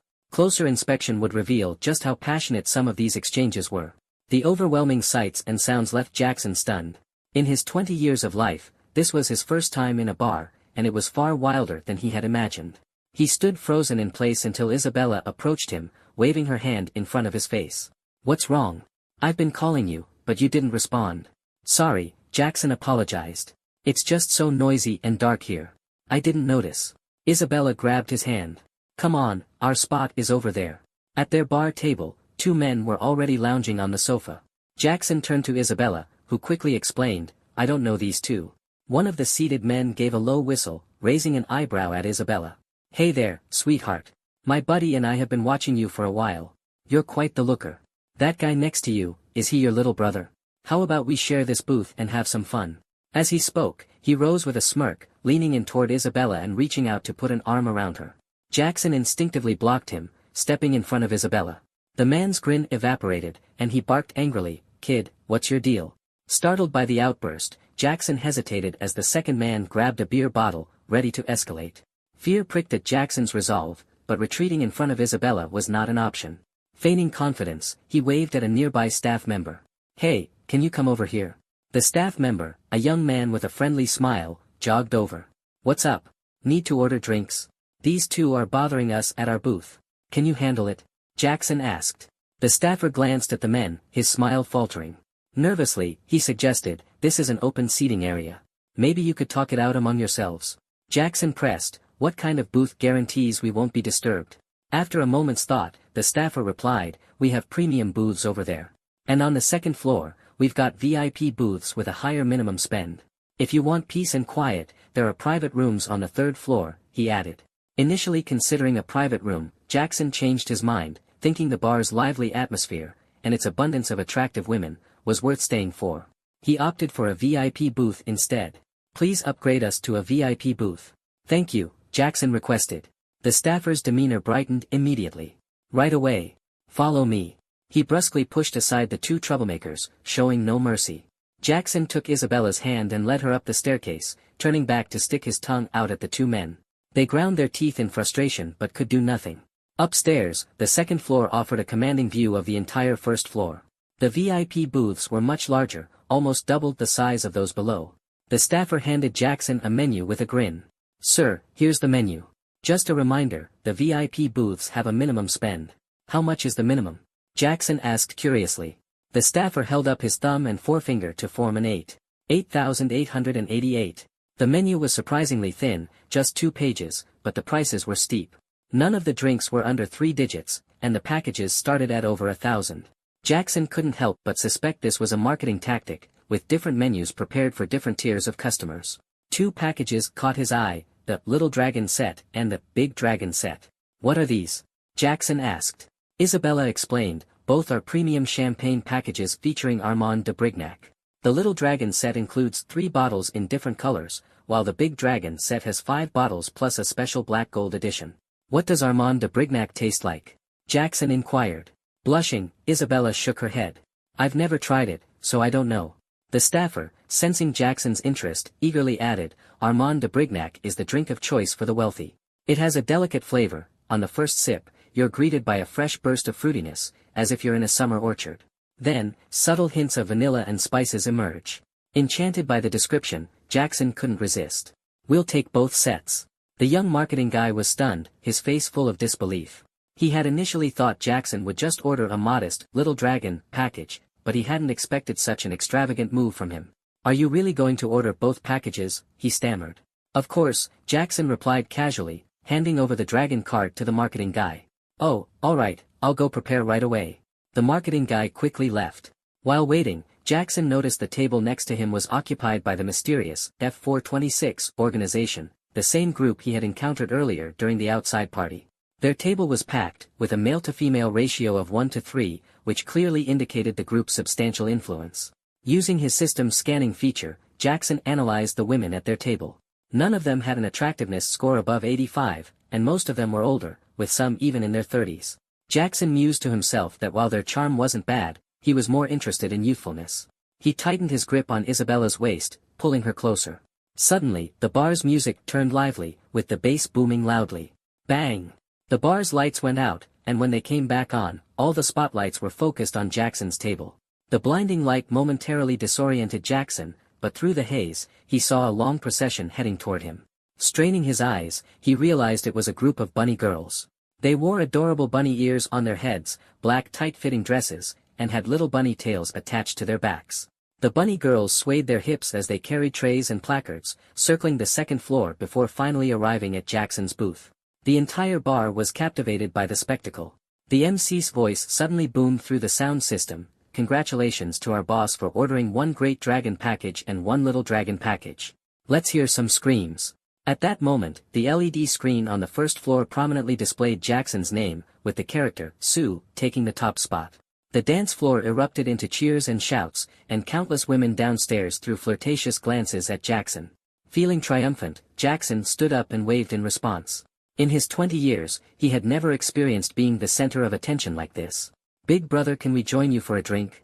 The bunny girls crowded around him, entirely ignoring Isabella, who was pushed to the edge of the sofa. The bunny girls had impressive looks overall. While none of them were at goddess-tier beauty levels, none scored below an 87. They were enthusiastically vying for Jackson's attention, eager to secure a spot in his good graces. Faced with such a scene, Jackson felt a bit overwhelmed. Don't crowd me, I can barely breathe, he said awkwardly. Sensing his discomfort, the girls backed off slightly, laughing cheerfully. Ha! Ha! Jackson took a deep breath, his face red from the pressure. Adjusting his pants and clearing his throat, he said, you all should leave now. I already have someone with me, I don't need your company. What? A wave of pleading voices rose instantly. Big brother, please let us stay. I can play instruments, I'm especially good at the flute, one girl chimed. I can too. I'm great at yoga, exclaimed another. The bunny girls began competing with each other, each trying to win Jackson's favor. Feeling overwhelmed, Jackson turned his head away, choosing to ignore them. Seeing that the boss wasn't budging, the girls had no choice but to leave reluctantly. Humph, what a buzzkill.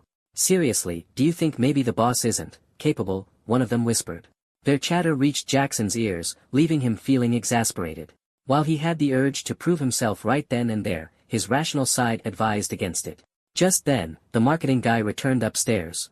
Seeing that the girls had all left, he hurried over to Jackson's side, squatted down, and respectfully handed back the dragon card.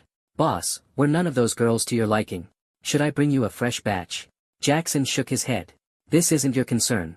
You should leave, I have other matters to attend to. The marketing guy smiled, holding out a menu. Boss, take a look. This booth has a minimum spend requirement, you know. How much is the minimum spend? Jackson asked curiously. 8,888. The marketing guy held up his index finger and thumb in a gesture. The menu was thin, yet the drinks were exorbitantly priced, with none listed below triple digits. The packages started at thousands of yuan. Jackson suspected this was a strategic pricing model tailored to different tiers of clientele. His gaze landed on two particularly eye-catching packages, the Little Dragon and the Great Dragon. What are these two packages? Jackson inquired. Isabella patiently explained, both are premium champagne packages featuring Ace of Spades, the bar's top-tier product. The Little Dragon includes 3 bottles, while the Great Dragon has 5 bottles of Ace of Spades, plus 1 black gold edition bottle. What does Ace of Spades taste like? Jackson asked. Isabella shook her head. I've never tried it. I wouldn't know.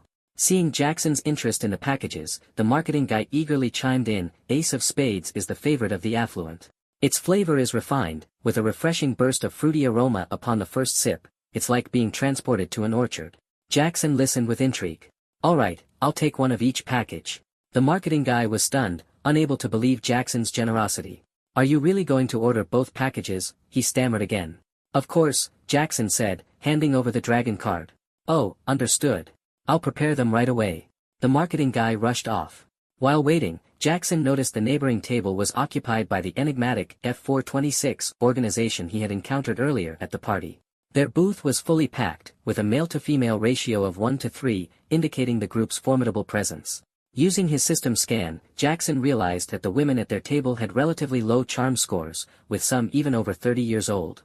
He tightened his grip around Isabella's waist, drawing her closer.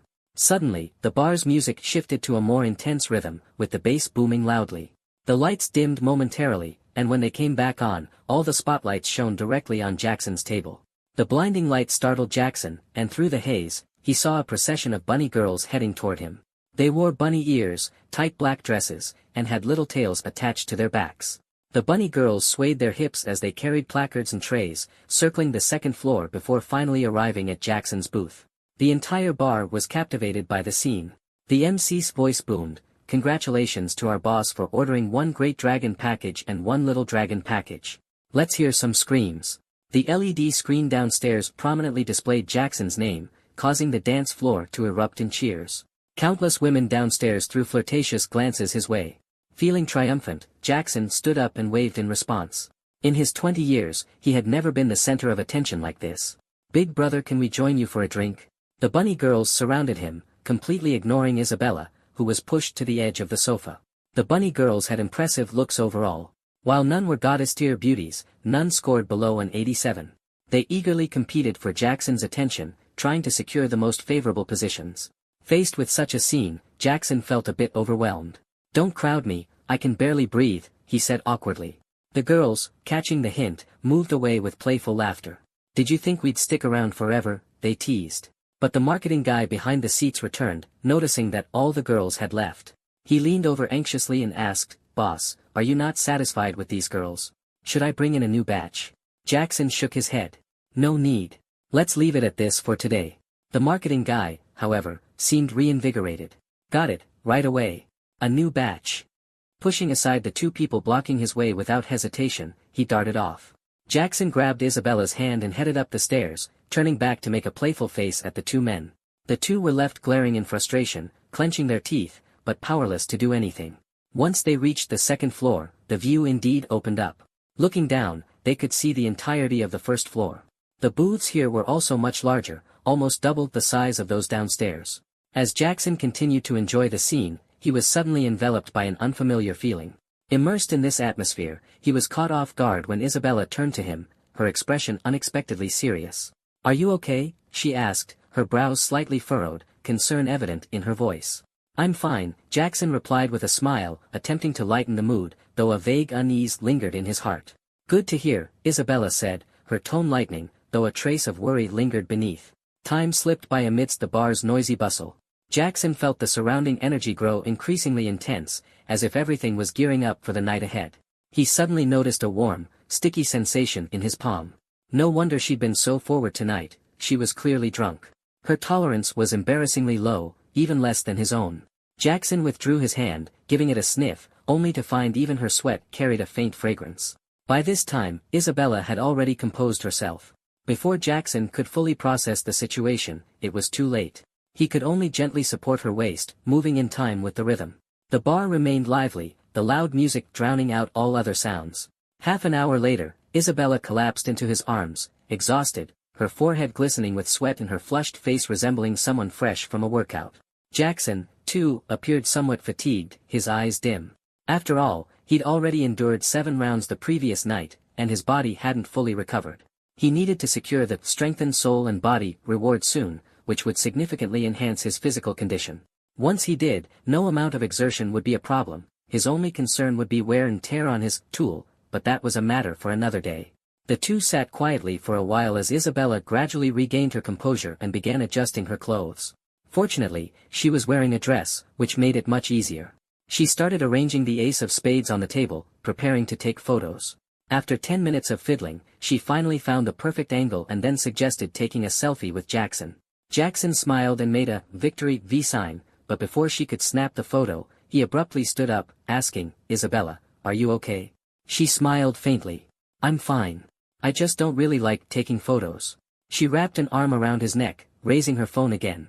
"How could I not? You're so handsome." Jackson took half a step back, shaking his head with a polite smile. "I really can't. I'm not used to it." Isabella pouted in dissatisfaction, quietly putting her phone away. Jackson breathed a sigh of relief, thinking how taking photos could negatively impact his chances with other goddesses in the future. As a benefactor, he believed staying low-key was the best approach. To shift the focus, he gently placed an arm around Isabella's shoulders. "All right, next time I'll dress up a bit more for the photos." With that, they resumed drinking. By midnight, the bar was packed with young, attractive people. The night seemed to be just getting started, but they had already had their fill. Isabella could barely stand, leaning heavily on him for support. He pressed the bell on the table, and a waiter quickly arrived, bowing respectfully. "At your service." Jackson pointed to the ace of spades on the table. "Take care of this. Or just keep it." The waiter was stunned. "You're giving it to me?"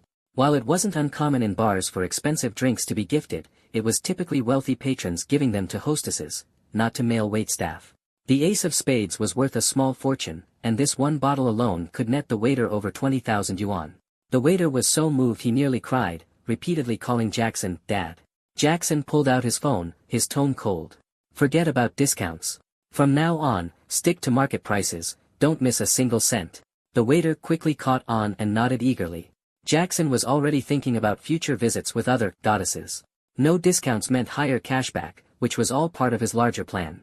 Satisfied, he gave a slight nod and lightly kicked the waiter. "Get lost. I'm leaving too."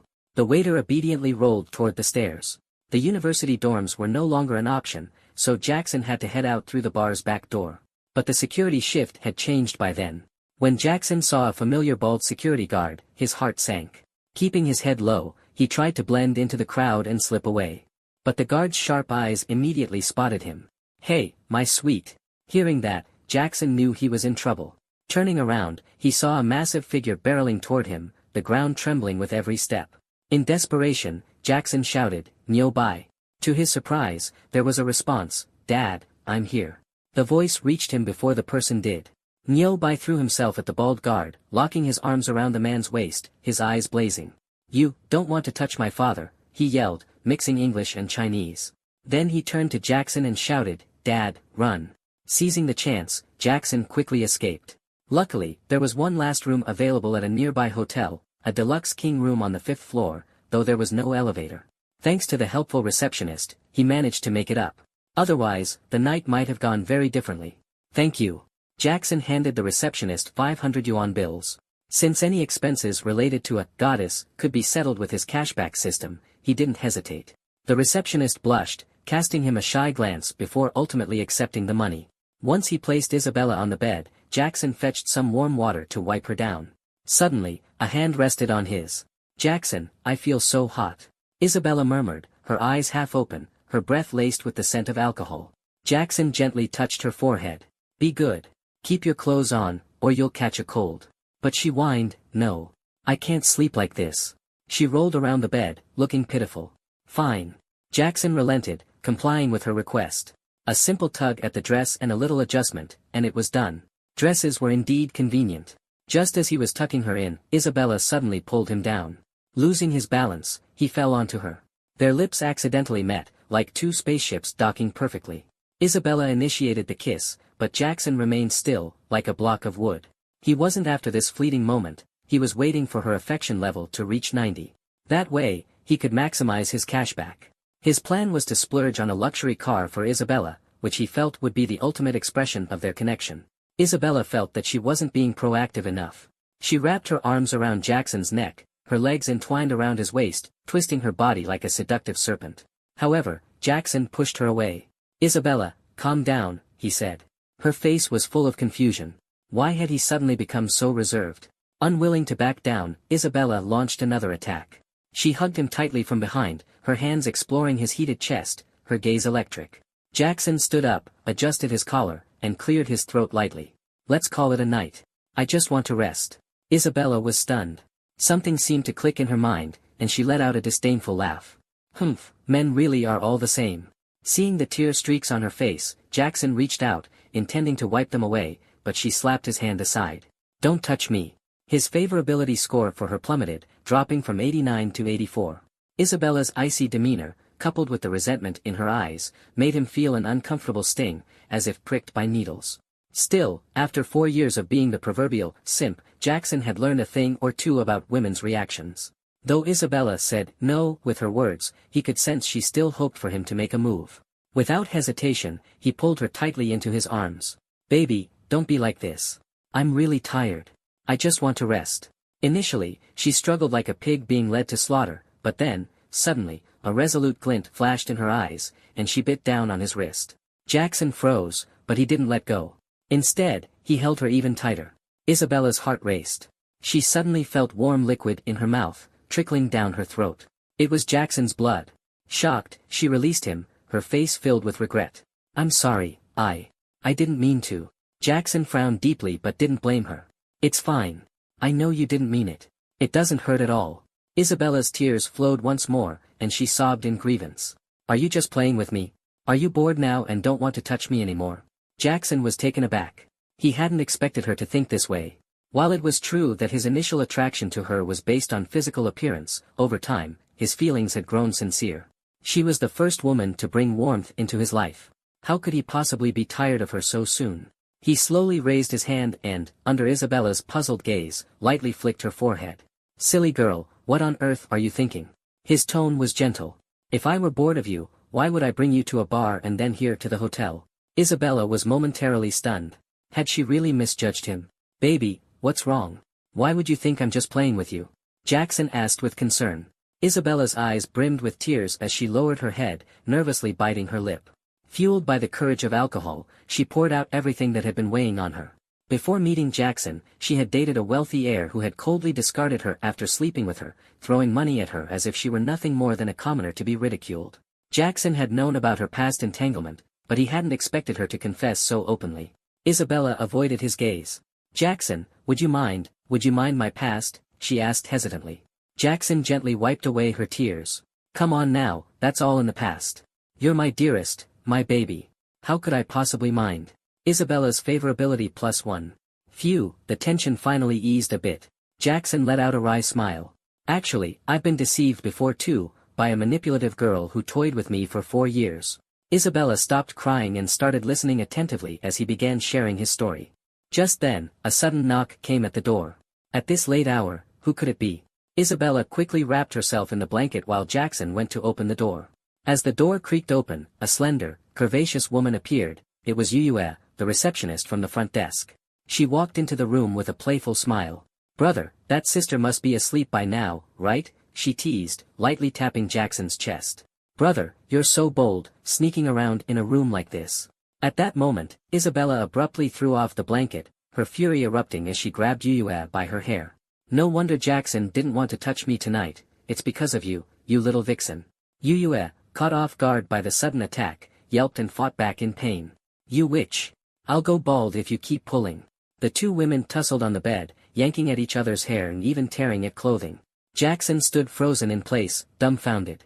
The scene before him was unexpectedly captivating. Snapping out of it, he rushed forward and pulled Isabella into his arms. Isabella, calm down. Calm down. Isabella roared. You dared to invite a hooker into our room, and you expect me to calm down? Yue's expression darkened immediately. Who are you calling a hooker? Look at yourself in the mirror, you're the one who looks like one.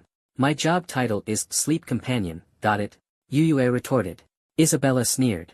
Oh, so now there's official terminology for it. Yue smirked proudly.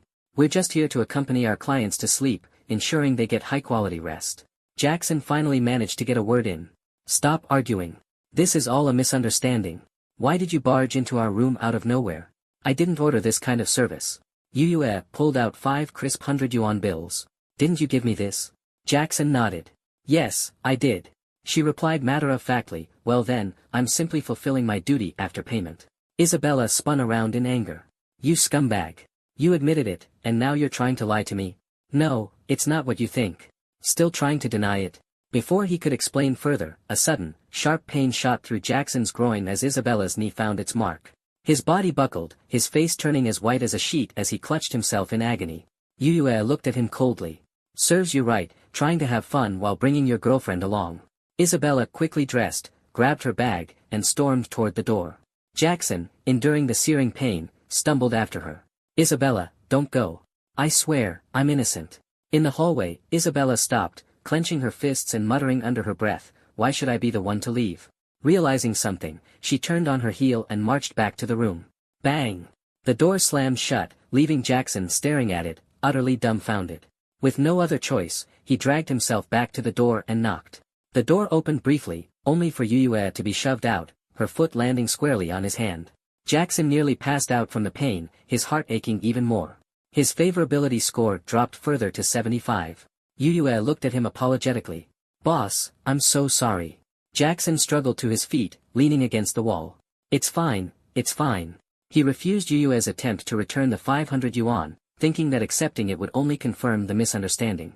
That money was just a tip for helping out earlier. You misunderstood. Oh. I see, Yue said, biting her lip in regret. She stuck out her tongue sheepishly. Brother, I'm really sorry for causing your girlfriend to misunderstand and for getting you kicked out. Then, as if struck by an idea, she added, why not come to my dorm tonight? Jackson immediately waved his hands. No, no. I'll just stay somewhere else. Limping down the stairs, he made his way to the street. Unable to use the exclusive War-Wolf currency he carried, he opted for a cheap internet cafe. An open seat cost only a few yuan an hour, and an overnight package was just 25. How could browsing the internet be complete without happy water and instant noodles? After preparing his noodles, Jackson found a corner to sit in. The earlier commotion had completely shaken off his drowsiness, and he didn't feel like playing computer games anymore. So, he picked up his phone and started scrolling through Douhai Live.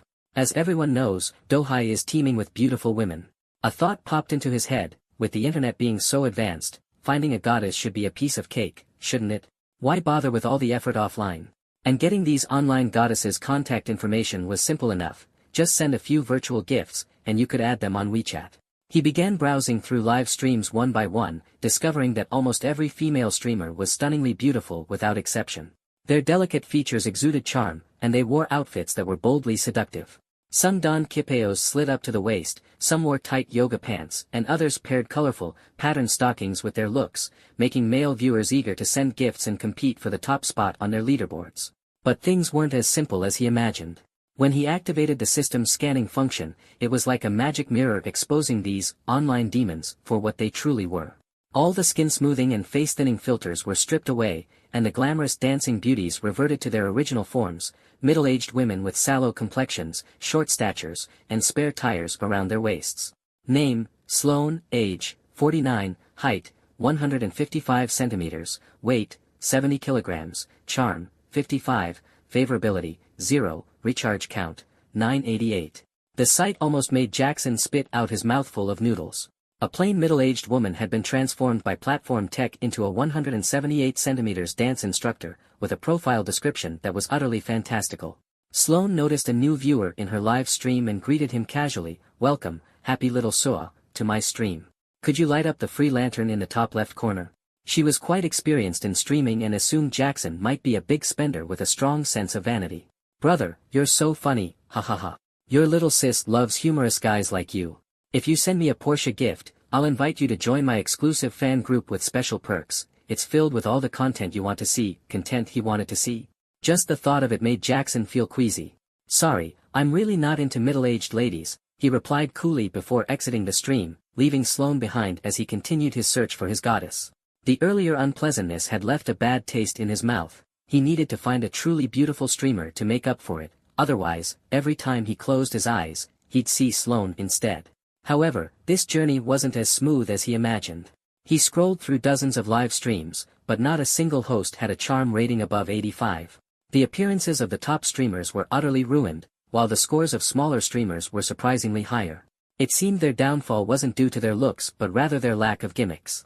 Just as he was about to give up, a cute, round face appeared on his screen. Her features were as delicate as a painting, her fair skin carried a natural rosy glow, like peach blossoms in early bloom. Her small, dainty lips and perfectly shaped nose paired with her unusually large eyes, which seemed to draw in all attention. A beauty mark at the corner of her eye added an extra touch of allure, making her seem even more endearing.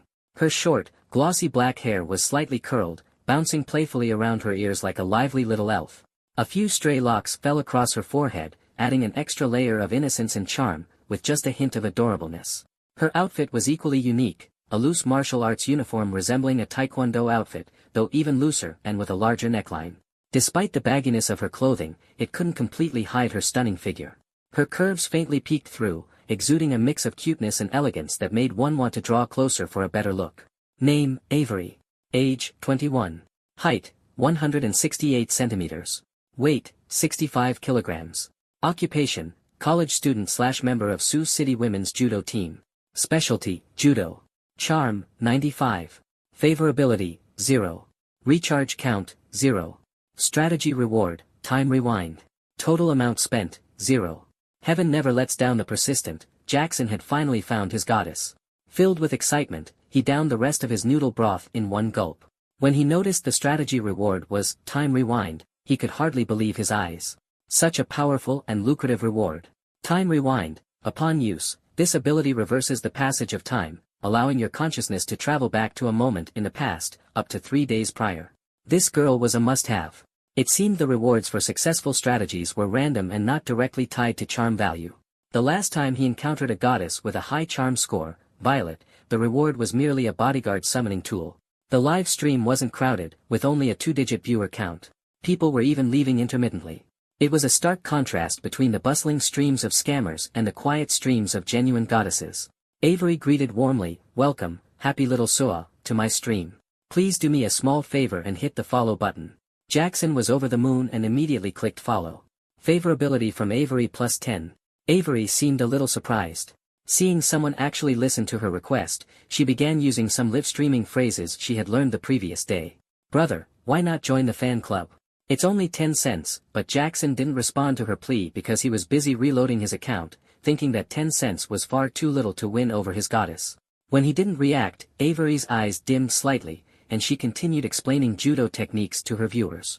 Just then, someone in the comments section spoke up, "Streamer, why don't you take off that ugly outfit and put on a dress to dance?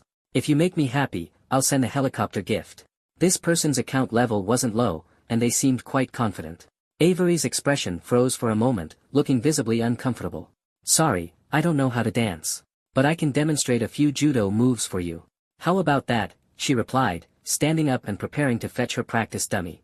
However, another viewer quickly mocked her, "Who wants to watch you throw around a dummy? I told you to dance, don't you understand human language?" Avery's face showed traces of grievance. "Brother, it's not about the money. I really don't know how to dance," she said softly. The comments section erupted into an argument, with insults eventually escalating to personal attacks. Avery felt helpless. All she wanted was to promote judo culture and earn a little pocket money. Why did everyone have to be so hostile? Finally, a silent fan stood up to defend her. My Avery doesn't dance.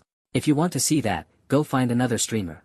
But the opposing side refused to back down, and the argument spiraled out of control until the brave supporter had no choice but to leave the stream. Avery bit her lower lip tightly, frustration evident but suppressed. Then, a comment from someone named, I don't eat beef, appeared. Stop pretending. I've already taken off my belt, now dance. This comment made Avery's face visibly change. Seeing the helicopter gift animation that followed, her furrowed brows slightly relaxed. As an independent streamer, the gift commissions were high. Helicopters and sports cars could double her income. Though conflicted internally, her hand slowly moved toward her neckline. At that moment, the previously still comments section suddenly stirred. Happy little Soa typed, hold it. Avery froze, staring blankly at the screen. Seeing this scene, Soren was so furious that he threw the cigar in his hand onto the ground and stomped on it angrily several times. Damn it. I just finished dealing with one idiot, and now another clueless brat shows up. Suddenly, a pink flash streaked across the screen. A dazzling beam of light descended from the sky, forming a magnificent curtain of light. Following it, a massive neon sign materialized, bearing the striking words, Carnival, alongside the iconic logo of Dohai. At the center of the screen, a pink cartoon block world was encircled by transparent piano keys, while around the stage, several small round figures dressed in traditional Chinese opera costumes were busy beating drums and gongs. This extravagant and resplendent effect was Dohai's most expensive gift, Carnival, worth 3,000 yuan. Avery was completely stunned, her eyes glued to the screen, forgetting even to say thank you. In the past week of her live streams, she had barely received any gifts. Yet today, in less than half an hour since she'd started, she had already earned over 1,000 yuan. The number of viewers in her stream broke past 3 digits, and the comments section instantly erupted into chaos. Bro, you're amazing. So satisfying. I couldn't stand those two clowns for a while now. Always acting so high and mighty just because they have a bit of money. Someone else added fuel to the fire, and I don't eat beef, big bro, what are you waiting for? Fight back. Soren glanced at the screen and sneered. Just one carnival, and these people are losing their minds. As the special effects faded, Avery finally snapped out of her daze and hurriedly bowed deeply. Thank you, boss Happy Lil, Soren, for the carnival. Avery's favorability plus 20. Though her words were polite, her posture looked oddly awkward.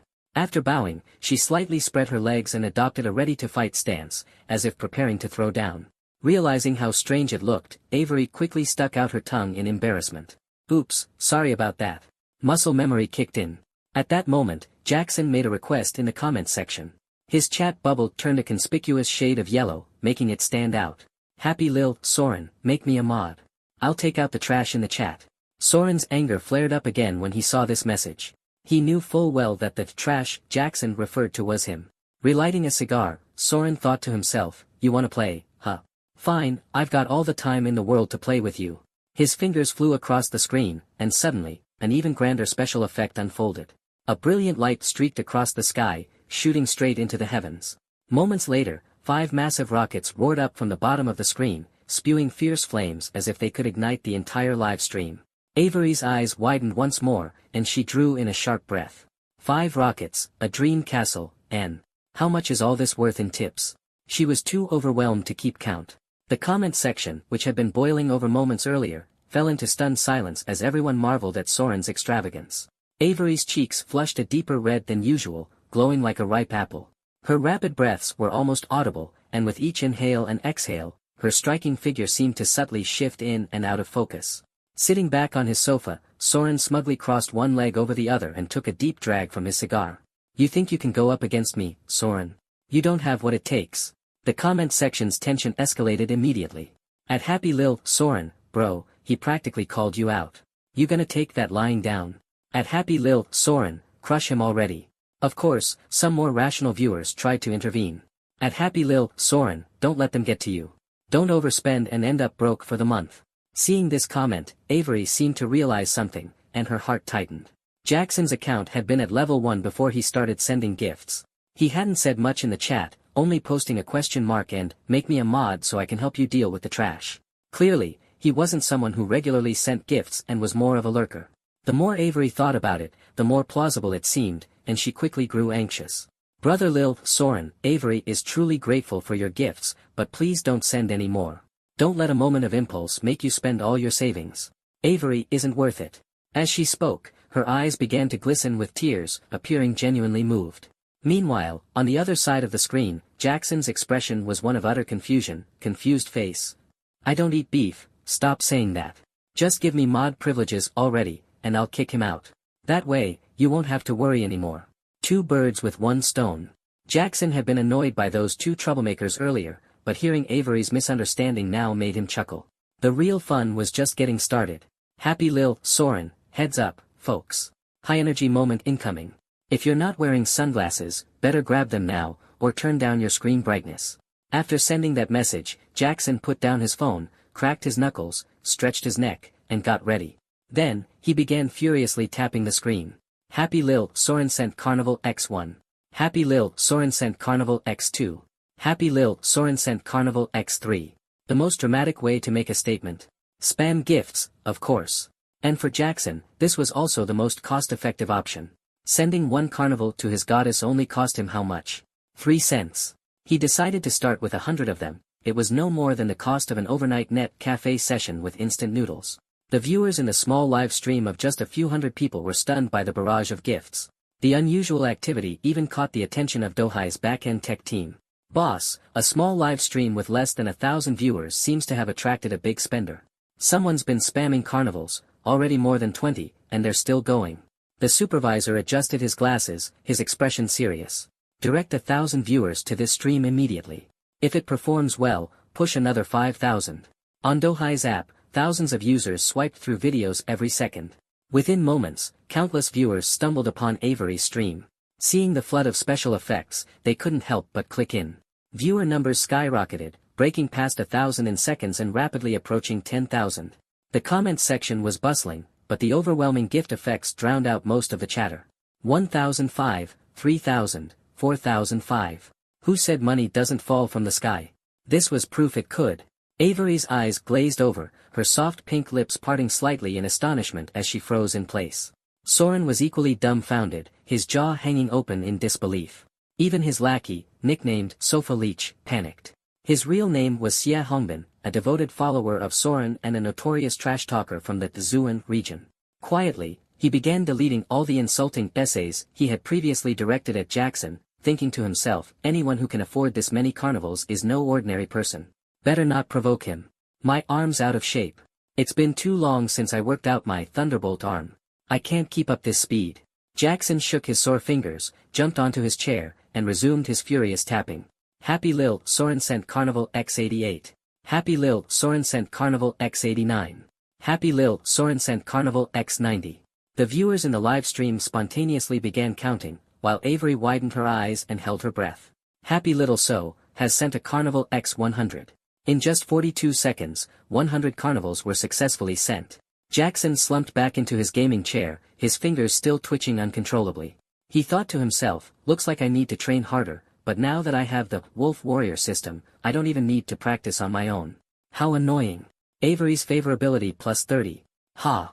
Avery suddenly opened her eyes wide and brimmed with determination. Ah! With a loud shout, she slammed an innocent training dummy to the ground with a powerful, low dive throw. Following that, she executed a shoulder throw, a guillotine drop, and a series of sharp, precise moves. The comment section fell silent for a moment before exploding in activity 5 seconds later. Is this girl always like this? Same here, I came in as soon as I saw the screen full of carnivals. Could it be that the big spender sent too many gifts, and she just lost it? This is so surreal. Who does this kind of thing in a live stream? So awkward. She can do whatever she wants, it's her stream. If you don't like it, then leave. At this point, Soren's mood surged, and he quickly typed a mocking comment. Hahaha, 100 carnivals just to impress this kind of girl. You're such a sucker. Jackson, startled by Avery's sudden actions, nonetheless stood firm in his position. Yeah, I like this kind of girl. It's my choice. None of your business. Avery glanced at the screen filled with teasing comments. Her enthusiasm slowly waned as she put down the training dummy, standing there in a daze. She had only intended to share her judo expertise with the audience, hoping to help newcomers interested in the sport avoid common pitfalls. I'm sorry. I didn't know everyone disliked this so much. Jackson quickly reassured her, it's okay. If they don't like it, so what? I like it, and that's all that matters. Happy little so, even if everyone else leaves, I'll stay here and keep sending carnivals for you. Seeing this comment, Avery broke into a smile through her tears, revealing her adorable little tiger teeth. You're so annoying, big brother. The comments section instantly became lively again as viewers shifted the topic and showered her with compliments. The atmosphere in the live stream returned to its cheerful state, except for one person who was feeling deeply unsettled. Soren's gaze turned icy and menacing as his expression darkened. He had always been the little tyrant of his town, used to showing off and never imagining himself being turned into someone else's stepping stone. Now, having been one-upped by Jackson, he felt deeply aggrieved. Though the cost of 100 carnivals was within his financial means, he had no intention of spending it on someone like this seemingly naive but suddenly fierce, sweet dummy. I don't eat beef, I see it now. You're just a pair of scheming lovers trying to scam me, huh? I don't eat beef, you like to put on a show. Fine. Just you wait. With that, Soren stormed out of the live stream in a fit of rage.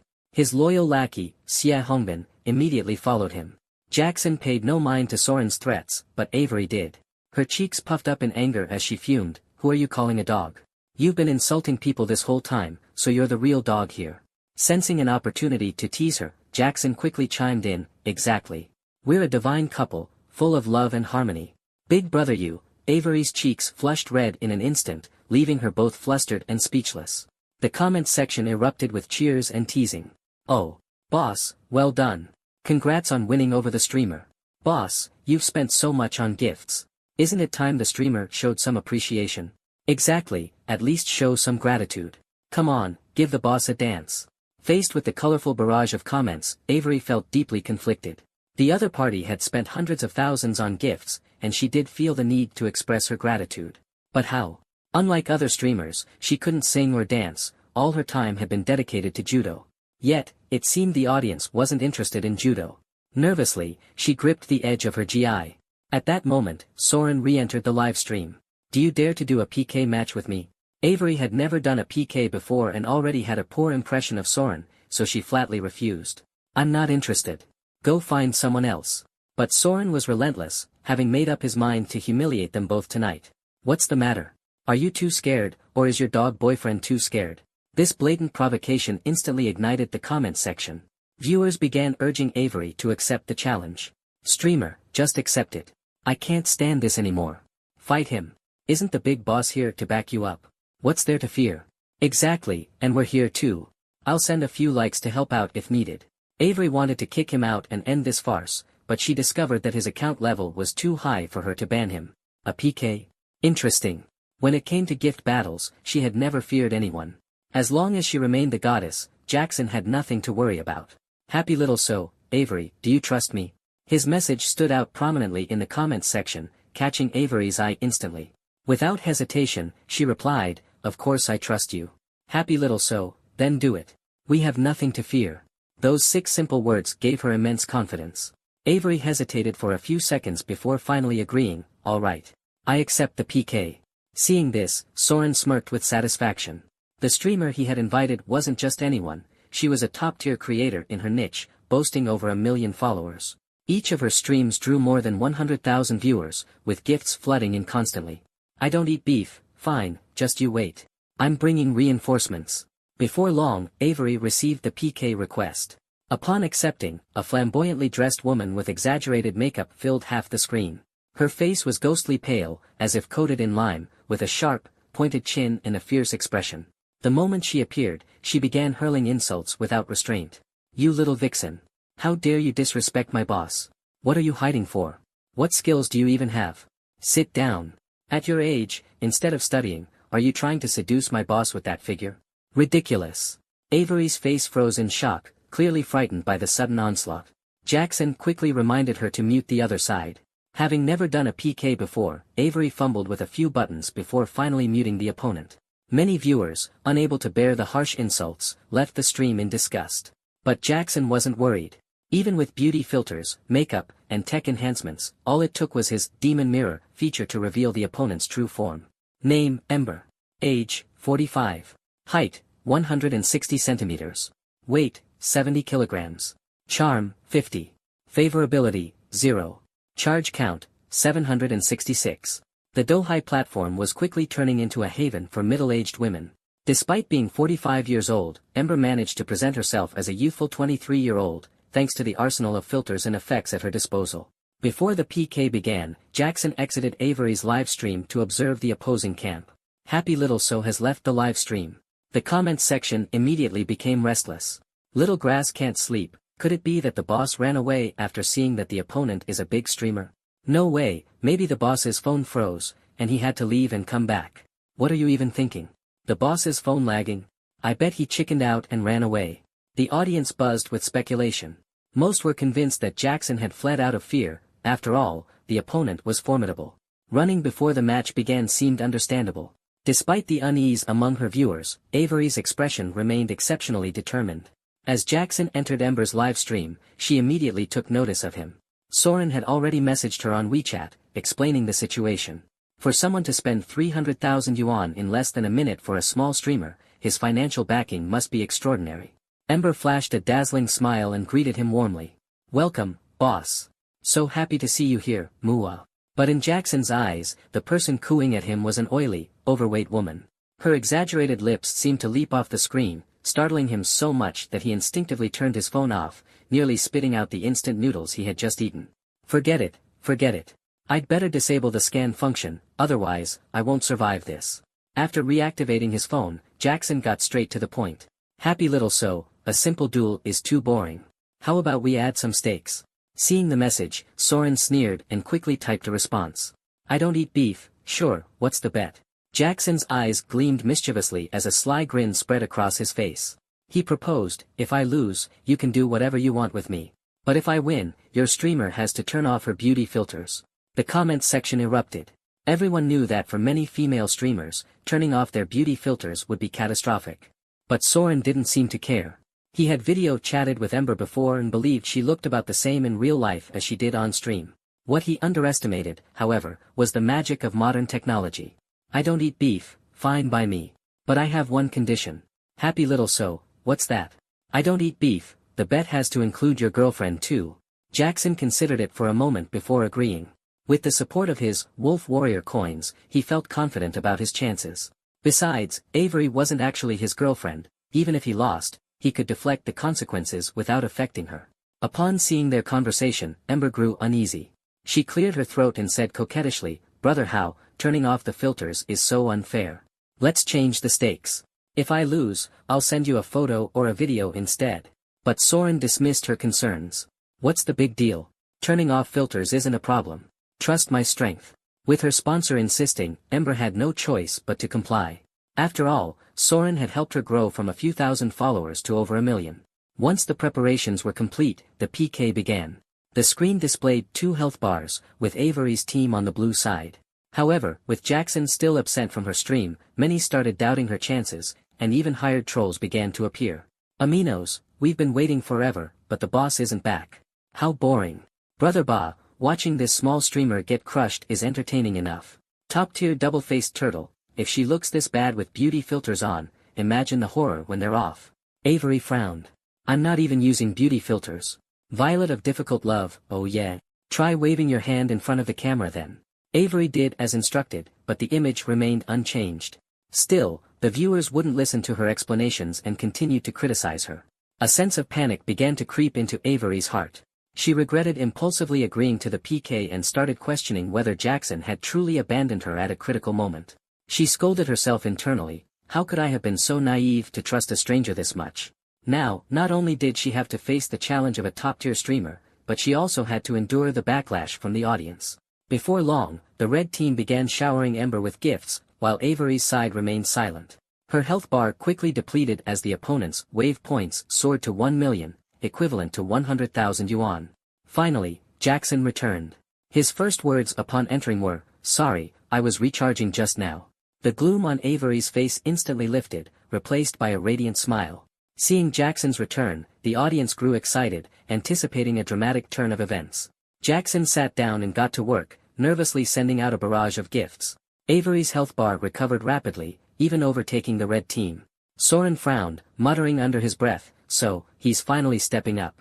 With Jackson's contributions, a wave of new viewers flooded into the live stream, all marveling at his generosity. Meanwhile, Ember frantically encouraged her audience, "Come on, my dear brothers. Tap those buttons and save your Princess Ember." The tension in the air was palpable, as if the climax was just around the corner. But Avery seemed frozen, unsure of what to do. She stood there quietly, overwhelmed by the unfolding chaos. Jackson, however, was laser-focused, sending gift after gift. Happy Little So has sent Carnival X100. This time, it only took him 38 seconds, 4 seconds faster than before. Clearly, practice paid off. The blue team's wave points surged to 3 million, surpassing the red team's 2.5 million by a significant margin. On the blue side, it was just Jackson sending gifts, while the red side had over a dozen contributors. Taking a brief pause, Jackson exited Avery's live stream again and re-entered Ember's. This time, no one dared to spread rumors of him running away. With the gift effects momentarily paused, Avery finally had a chance to interact with her viewers. They immediately began questioning her relationship with Jackson, to which she firmly denied any romantic involvement. "We only met today. I guess you could say we're friends. After all, he's been so generous." Meanwhile, in Ember's stream, Jackson playfully taunted, "What's going on over here? Out of money for gifts? Need me to sponsor you guys?" Sensing that her opponent was no ordinary spender, Ember quickly adjusted her tone, sweetly responding, "Sure thing, big brother. Just stop sending gifts to that little vixen on the other side. After the PK, why don't we exchange contact info? I can send you some exclusive perks." Soren was livid. He tried to kick Jackson out of the live stream, only to realize that he didn't have the authority to do so. Jackson's gift contributions had boosted his account to level 61, granting him more privileges. Jackson, unfazed, continued sending gifts. Ember, too focused on flattering him, failed to notice Soren's mounting fury. Though she was internally frustrated, she forced a smile and said, "Thank you, big brother Mua." As time passed, fewer people on the red team were sending gifts. Eventually, only Soren remained, valiantly holding the line. It became clear to everyone that this PK wasn't about the streamers, it was a showdown between Jackson and Soren. Jackson's fingers were cramping, but he knew he had to push through, aiming to secure a decisive lead in the final 3 minutes. Suddenly, he spotted someone nearby holding a massage gun. An idea struck him, and he quickly approached the person. "Hey, buddy, can I borrow that massage gun?" The person hesitated before silently handing it over. Jackson thanked him and casually tossed the guy a bottle of cola as a token of appreciation. The man didn't catch it, opting instead to carefully pick it up off the ground. With the massage gun relieving his hand cramps, Jackson's speed increased dramatically. The blue team's wave point soared, leaving the red team struggling to keep up. Ember, panicking, tried to rally her audience, but Soren's face was a mix of disbelief and frustration. The countdown began, 10, 9, 1. When the timer hit 0, the PK ended. The blue team crushed the red team with 45 million wave points to 20 million. Affection from Avery plus 10. Winning her first PK match, Avery jumped up in excitement. Turns out PK battles are this thrilling. Soren was utterly defeated, not due to wealth, but speed. Though his hand speed was usually impressive, Jackson had the advantage of a fascia gun, making him unbeatable. Jackson once again entered the opposing live stream, his face full of smugness. "Happy Little Soren, ? That single question mark was a direct callback to the one Soren had sent earlier when he first entered the live stream. It seemed innocent enough, but carried a strong undertone of mockery. To ensure Soren saw it, Jackson spammed the question mark several times. "Happy Little Soren, ? Happy Little Soren, ? I don't eat beef," roared, "stop sending those. I'll take the loss like a man, fine. Tell her to turn off the beauty filter already." Jackson gave a satisfied thumbs up. After all, forcing Ember to turn off the filter could be seen as a public service. "I don't eat beef," urged, "hurry up and turn it off, I've got other things to do later." Ember saw the messages but deliberately didn't respond, continuing her pity party act with the audience. "Big brothers, why aren't you helping little Ember? She's already black and blue from the beatdown. Maybe send me some gifts to cheer me up. Otherwise, I'm not talking to you guys tonight." As soon as she finished speaking, the live stream chat began sending gifts again, though it was mostly small ones. Soren frowned in confusion. Was she deaf, or was it that his words carried no weight? He started spamming the chat himself, trying to make his message stand out. But seeing this, Ember prepared to shut down the live stream and flee. "Big brothers, I'm logging off now." At that moment, a sudden phone call came through. It was from Soren. "Did you see my messages or not? Why is it so hard to turn off a beauty filter?" Suppressing her inner panic, Ember coquettishly replied, "Brother Luo hubby, can't we pick a different punishment? Anything but turning off the filter, please. Soren's patience had run dry. He'd been humiliated by Jackson 3 times tonight, and his mood couldn't be worse. I'm giving you one last chance. Turn off the beauty filter now.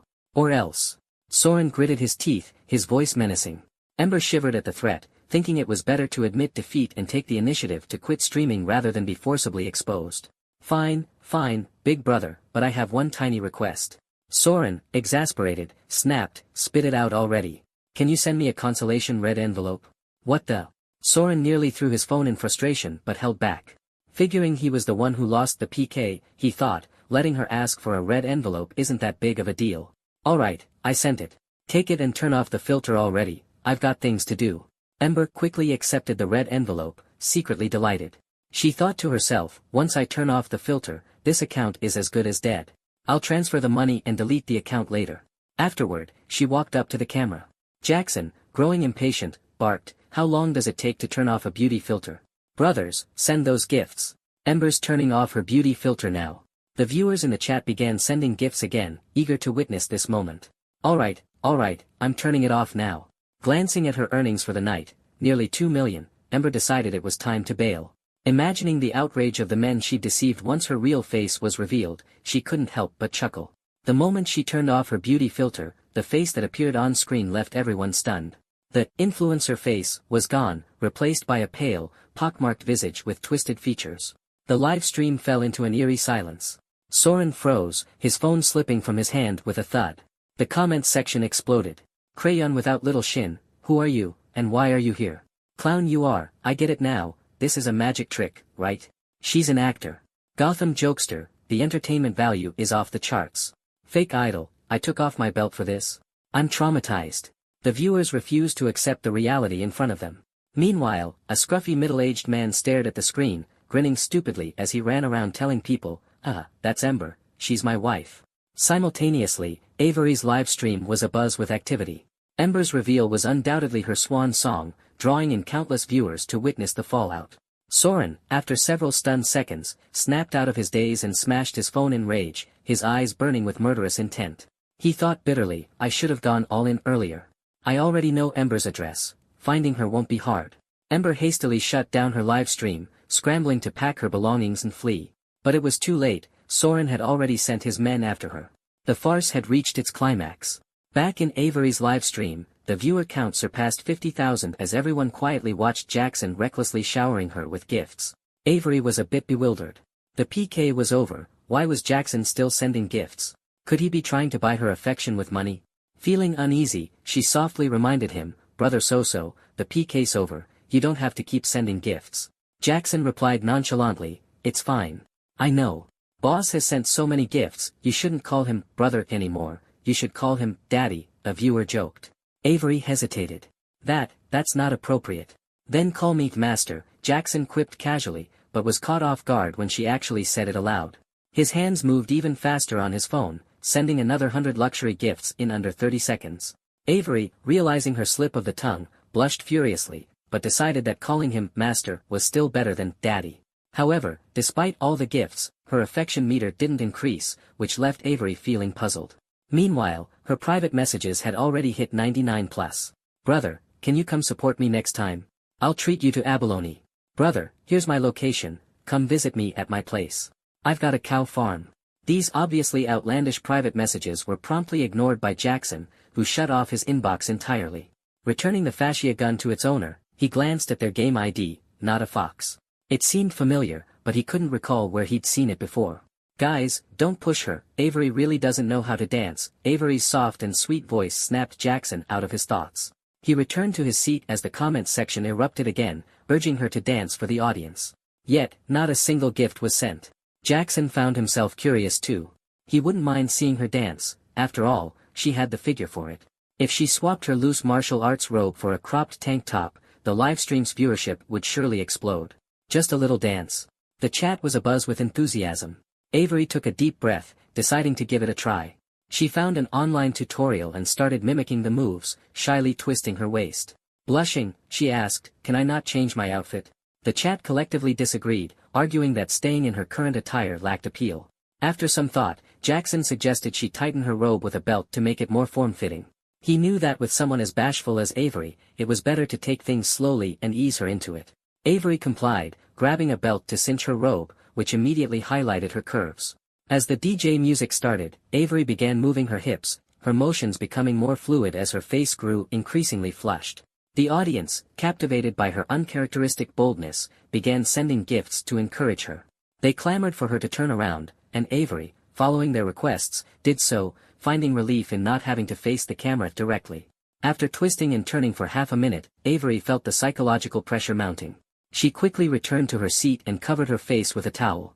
Jackson, satisfied with her performance, encouraged her, "That was pretty good. Next time, you could try learning some new moves."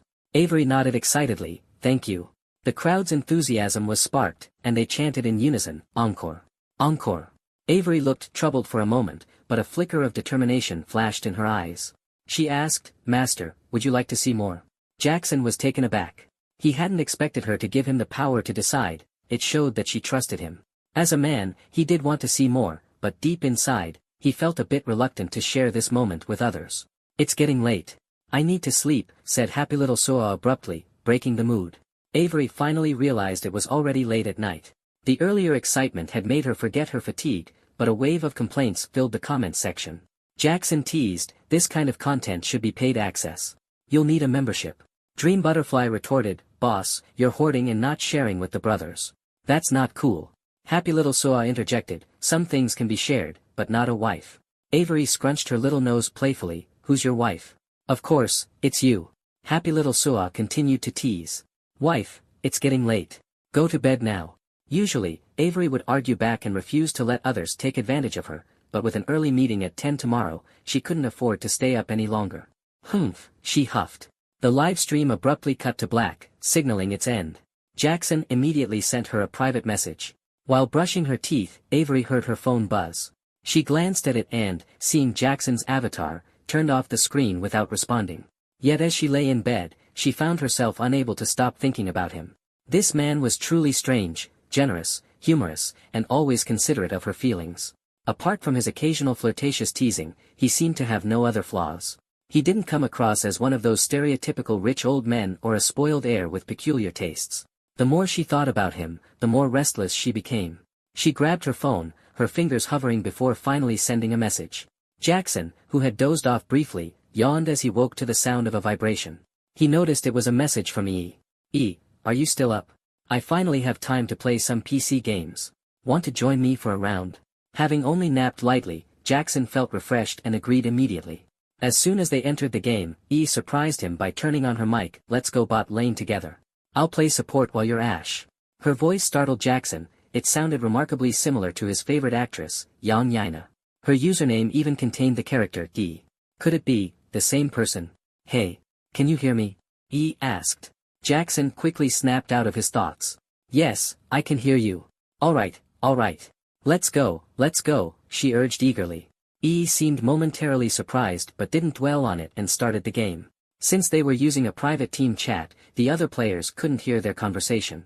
"Wow, this Ezreal's damage is insane. That kinda hurts," E remarked. "Don't worry, I'll heal you," Jackson replied confidently. Such good healing." The two chatted casually while landing. Their opponents played very conservatively, focusing solely on farming and avoiding fights, leaving no room for confrontation. The rift felt unusually peaceful. The top and mid lanes had already lost a turret each, while the bot lane turret still had its plating intact. Thanks to the support's ample healing, returning to base wasn't even necessary. Jackson suddenly heard a muffled male voice from the enemy side. He asked, "Are you at an internet cafe? Is your boyfriend with you?" A silvery laugh came through his headphones. "I don't have a boyfriend. I'm at an internet cafe right now." Young Warner, who was seated next to E, glanced behind her, saying, "There's a guy behind me who seems to be playing League as well." As night fell, the neighborhood grew quiet, filled only with the chirping of insects and the distant hum of passing cars. In one brightly lit home, the occasional sound of wailing broke the silence. Inside the room, Ember was tied up and suspended from the ceiling, her body swaying vulnerably. A towering figure stood before her, holding a thick whip in his hand, his eyes blazing with fury. Whap! The whip cracked through the air, landing heavily against the wall, leaving a sharp sound echoing. Ember's clothes had been torn to shreds, her face pale as she trembled from the lashes, her body contorted in pain. "Honey, please forgive me. Little Ember promises never to do it again. She pleaded. Whap. Another lash struck, this time on her lips, leaving them swollen like sausages. Soren, his rage boiling over, shouted, "You dare call me honey? I feel like killing you." Ugh, ugh. Ember, too battered to speak, could only shake her head desperately. Soren's blood pressure surged to 200. He seethed at the thought of spending millions on this pig, and wondered how he'd maintain his reputation on the streets. Dropping the whip, he slumped onto the couch and lit a cigarette. Ember sighed in relief, thinking the punishment was finally over. But those who knew Soren well understood, this was merely the prelude to his decision to eliminate her. Finally, Soren exhaled a long puff of smoke and commanded, "Go buy a pot." "No, the priority is to find some cabbage and vermicelli. Understand?" "Yes," Ember replied hastily. "A pot? Cabbage and vermicelli?" Ember interpreted this as a desire to share a meal and reconcile. It seemed that admitting her mistake had been the right move. After all, the wealthy were truly broad-minded. Ugh. Ember wriggled desperately, trying to make Soren see her face and express her gratitude. Soren locked eyes with her, and for a moment, it seemed as though countless emotions swirled within his gaze. His heart jolted, and grabbing his smaller whip, he snapped, "Stop looking at me like that. Behave yourself like a proper person." Soren ruffled his hair in frustration. Spotting a crate of beer in the corner, he furiously began cracking the whip, disinfecting and marinating at the same time. As dawn broke, the first rays of sunlight gently pierced the stillness of the internet cafe. The golden light seeped through the window's crevices, scattering like fine grains of sand onto the cold ceramic tiles. Ah, ha. Jackson was jolted awake by the sounds of clacking keyboards and players yelling at teammates. Groggily opening his eyes, he realized it was 8 a.m. Putting down his phone, he tried to doze off again, but his eyes suddenly snapped open. What the hell? Jackson bolted upright, fumbling for his phone. Upon unlocking it, he realized Isabella had sent numerous messages and even called him over 10 times. Focused on gaming earlier, he'd silenced his phone, and after staying up too late, he'd passed out right after logging off, missing every single call. Missing an hour of messages from the goddess, this was bad, especially given his current precarious status. He quickly dialed her back, but she hung up within a second of answering. Realizing the gravity of the situation, Jackson checked Isabella's goddess card, only to find her favorability had dropped to 65. Days of effort had been undone in a single night. He couldn't bear to see the opportunity slip away and, while redialing her number, dashed toward the door. Yes, I'm on my way back to the set immediately." Bang! Jackson accidentally collided with someone, none other than the odd man who'd lent him the massage gun the night before. Hastily helping him up, Jackson apologized, "Bro, my bad. Are you okay?" Though he should have been more apologetic, Jackson was practically broke and clenched his teeth as he asked, "Do you need me to take you to the hospital for a checkup?" The man shook his head, and Jackson sighed in relief. "Alright then, bro, I have to go. Sorry again." With a wide grin, he patted the guy's shoulder, adjusted his collar, and apologized once more, "Really, my bad." As soon as he stepped out the door, Jackson pinched the air with a puzzled expression. Weird. That guy's pecs are so developed. How could they still feel soft? He took off running at full speed, heading straight for the inn's entrance. Is the girl I was with last night still here?" he asked, panting heavily. Yu crossed her arms and glanced sideways at the ceiling, clearly still upset about the events of the night before. Seeing that she wouldn't respond, Jackson decided to head upstairs directly. "She's gone. I noticed she left at 7, Yu said coldly. "Alright, thanks." Just as he reached the door, Yu suddenly dropped a bombshell. She didn't leave alone. There was a man with her. Hearing this, Jackson froze in place as though struck by lightning. His heart sank. It's over. Did someone steal home? He never thought something like this would happen to him. He felt a strange itch on his head, as if something was about to sprout. Calming himself down, he began to think carefully. Isabella was materialistic and temperamental, but before she got involved with Jackson, she'd only ever been with one other person. How could she give herself away so easily? Was she trying to spite him? That didn't make sense. Or, was she forced? Jackson's pupils instantly dilated. That possibility seemed more likely. With this in mind, he recalled how Isabella had called and texted him in the middle of the night. Perhaps she had been trying to seek help, and he had completely missed the opportunity to save her. Though their relationship was brief and built on money, Isabella had been the one to guide Jackson through the transition from boy to man. A determined look filled his eyes. Clenching his fists so tightly that veins bulged, he declared, "Don't be scared, Isabella. I'm coming to save you."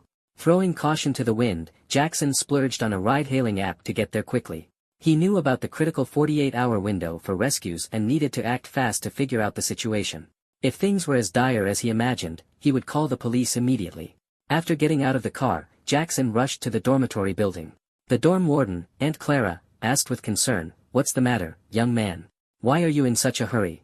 "Auntie, I need to go upstairs to find a girl named Isabella," Jackson said anxiously. Out of professional duty, Clara refused. Jackson stomped his foot impatiently, his brow furrowed tightly. "Auntie, please let me go up. It's a matter of life and death." Seeing his urgency, Clara wavered. "Don't make a scene. I'll go call her down for you. Will that do?" "Thank you, Auntie. You're the best."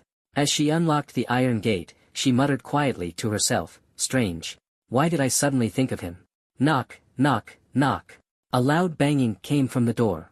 Juliet took off her headphones, pausing her flirtatious chat with her latest crush, and shouted irritably, "Who is it?" "Dorm warden. Open up." Juliet's face changed instantly. She jumped down from the top bunk but miscalculated her landing, falling heavily to the ground. Luckily, her buffers absorbed the impact, so she wasn't injured. "Coming," she called out, but instead of opening the door immediately, she busied herself hiding contraband items. "What are you doing in there? I can hear you moving around. Stop stalling and open the door." Aunt Clara's angry shout made Juliet's heart skip a beat. All right, I'm coming." Just then, a soft, adorable meow came from the corner. Looking down, Juliet saw a beautiful ragdoll cat gazing up at her with big, watery eyes. Juliet smiled gently, extending her hand toward the cat as usual. "Come here, sweetie." The cat tilted its head, then hopped and skipped into her arms, enjoying her strokes. As she approached the balcony, Juliet suddenly hurled the cat outward with a violent motion. Meow! A sharp, pitiful cry was followed by a dull thud. Bang! It was the cat she and Isabella had been raising together. Every year after graduation, many cats were abandoned on campus, so the school had a strict rule against keeping pets in the dorms. Juliet, already on thin ice for drinking, skipping classes, and other infractions, couldn't afford to get caught again. Any further violations could result in a severe demerit and public criticism. The loud noise made Jackson's heart jolt. He quickly ran over to check, and the sight before him left him stunned. A cat lay on the ground, its body twisted, its fur matted with dust and blood. Its half-open eyes were lifeless. "What's going on? Who could throw a cat down like this?" Jackson crouched down, gently touching the cat. His fingers felt warm and damp. Lifting his hand, he saw it was covered in blood. The little cat let out 2 faint cries before taking its last breath. "Goodbye, little one," Jackson murmured sorrowfully, pressing his palms together in prayer for the cat's soul. At that moment, a bold idea flashed through his mind. Could the kidnappers have taken Isabella to the dorm? Was the cat actually sending out a distress signal? A chill ran down his spine, and cold sweat broke out on his back. If the kidnappers were upstairs, Aunt Clara might also be in danger. He couldn't afford to wait any longer. It was time for him to take action and stage a daring rescue. Determined, Jackson jogged into the building. Finding the iron gate unlocked, he pushed it open silently. He sprinted up the stairs and saw a door ajar, with Aunt Clara's voice coming from inside. "What did you say?" It seemed there really were kidnappers in the girls' dorm. Grabbing a fire extinguisher off the wall, Jackson charged forward, firing the nozzle preemptively. A cloud of powder filled the air, accompanied by coughing sounds. "Freeze! I'm the police. Kidnappers inside, release Isabella and Aunt Clara immediately, or I'll shoot." Aunt Clara recognized Jackson's voice and quickly dashed out, covering her nose and mouth. She grabbed Jackson by the ear and twisted it hard. He winced in pain, dropping the fire extinguisher to the floor. "Who let you up here? Spouting nonsense like this? Are you out of your mind?" she scolded. Just then, Isabella and Juliet also rushed out. "Jackson, you jerk!" Juliet shouted, stomping her foot. She was holding a makeup kit, which had clearly been damaged in the chaos. Without hesitation, the 2 girls joined the fray. Isabella, seething with anger, grabbed Jackson's shoulders, while Juliet leapt onto him like a small monkey, trying to choke him. Just as Jackson was on the verge of passing out, Aunt Clara pulled Juliet off him. Gasping for air, Jackson clutched his throat and stared at the 3 powder-covered women in front of him. Despite the chaos, he found the scene oddly comical and couldn't help but laugh. "Look at him, sis. He's still laughing at us." Juliet fumed, about to charge at him again. Aunt Clara quickly restrained her. "You rogue. Are you harassing these girls after ruining their dorm?" Clara exclaimed. Jackson hurriedly explained, "I saw a cat fall down and was worried something bad happened upstairs, so I came up to check." He attempted to elaborate about the fire extinguisher, but Isabella's head suddenly shot up, as if realizing something. She rushed back into the dorm, calling out, "Mimi! Mimi!" But no matter how much she called, there was no sign of the cat. The dorm was small, with dust now floating in the air. Isabella began coughing and even felt dizzy. Seeing this, Jackson quickly embraced her and carried her out. Isabella collapsed into his arms, tears silently streaming down her face, leaving streaks through the dust on her cheeks. "Isabella, come on. The dust in there is too thick," Jackson said anxiously, worried for her safety. Isabella, who had always treated the cat like her own child, was now overwhelmed with panic at its absence. Suddenly, her eyes lit up. "What did you just say?" Jackson hesitated. I said you're kind of intense, Isabella." "No, before that. I said I saw a cat fall down." Isabella broke free in an instant and darted downstairs. When everyone arrived, they found her kneeling on the floor, clutching the little cat and sobbing uncontrollably. Jackson gently patted her back, wrapping an arm around her. He deeply empathized with her pain. As a child, he had a puppy named Becky. One day, he came home and didn't hear Becky's usual greeting, only to learn that she had been given away to someone else. His heartbreak back then had been even more overwhelming than Isabella's grief now. The dormitory was bustling with people coming and going, but amidst the sorrowful atmosphere, Juliet crossed her arms and smirked slightly. "Humph, serves it right if it's dead. Now I don't have to cater to that little diva every day." Aunt John, ever calm and analytical, questioned aloud, how could the kitten fall down for no reason? Could it have been thrown by someone? The moment she said this, everyone's gaze zeroed in on Juliet. She stammered defensively, "I like Mimi too. How could I have thrown it? What if Mimi got scared by that powder and jumped off on its own?" Juliet's eyes suddenly lit up as she quickly shifted the blame to Jackson. "So it's all his fault." Jackson's patience snapped. He roared, "What nonsense are you spouting? I ran up here because I saw the cat fall. Don't you dare frame me." Juliet shrank back, intimidated, and dared not speak further. The truth came to light. Isabella stood up from the ground and walked toward Juliet, each step deliberate, as though treading on shards of glass. "How could you be so heartless?" Her voice trembled but was firm. "Mimi was the one you suggested we buy together." Juliet attempted to argue, but Isabella wasn't interested in hearing a word. In one swift motion, Isabella raised her hand and delivered a resounding slap to Juliet's face, sending a puff of white dust into the air. Everyone present gasped audibly. Juliet's face was instantly misaligned, a vivid red handprint glaring on her cheek, her eyes swimming with a mixture of fury and fear. Jackson felt a pang of unease in his chest and rushed forward, pulling Isabella into his arms and feeling her trembling. "It's okay. That slap was well deserved. If anything happens, I'll take responsibility. Don't be afraid," he whispered softly into her ear. Isabella looked at him through tear-filled eyes, astonished that Jackson would say such a thing. At that moment, he became a radiant figure in her heart. The atmosphere around them grew tense. A few onlookers began recording the scene on their phones. Jackson frowned deeply, feeling uneasy, and urged them, "Guys, let's not record this. It wouldn't be good if this ends up online." The crowd seemed unfazed and continued filming, some even whispering among themselves. Jackson spread his hands helplessly, silently calculating the potential costs of damage control. Just then, Aunt Zhang stepped forward, standing in front of those filming. "Go ahead, take as many pictures as you want. Make sure to get me in them too." The spectators reluctantly put their phones away, and Juliet took the opportunity to slip away unnoticed.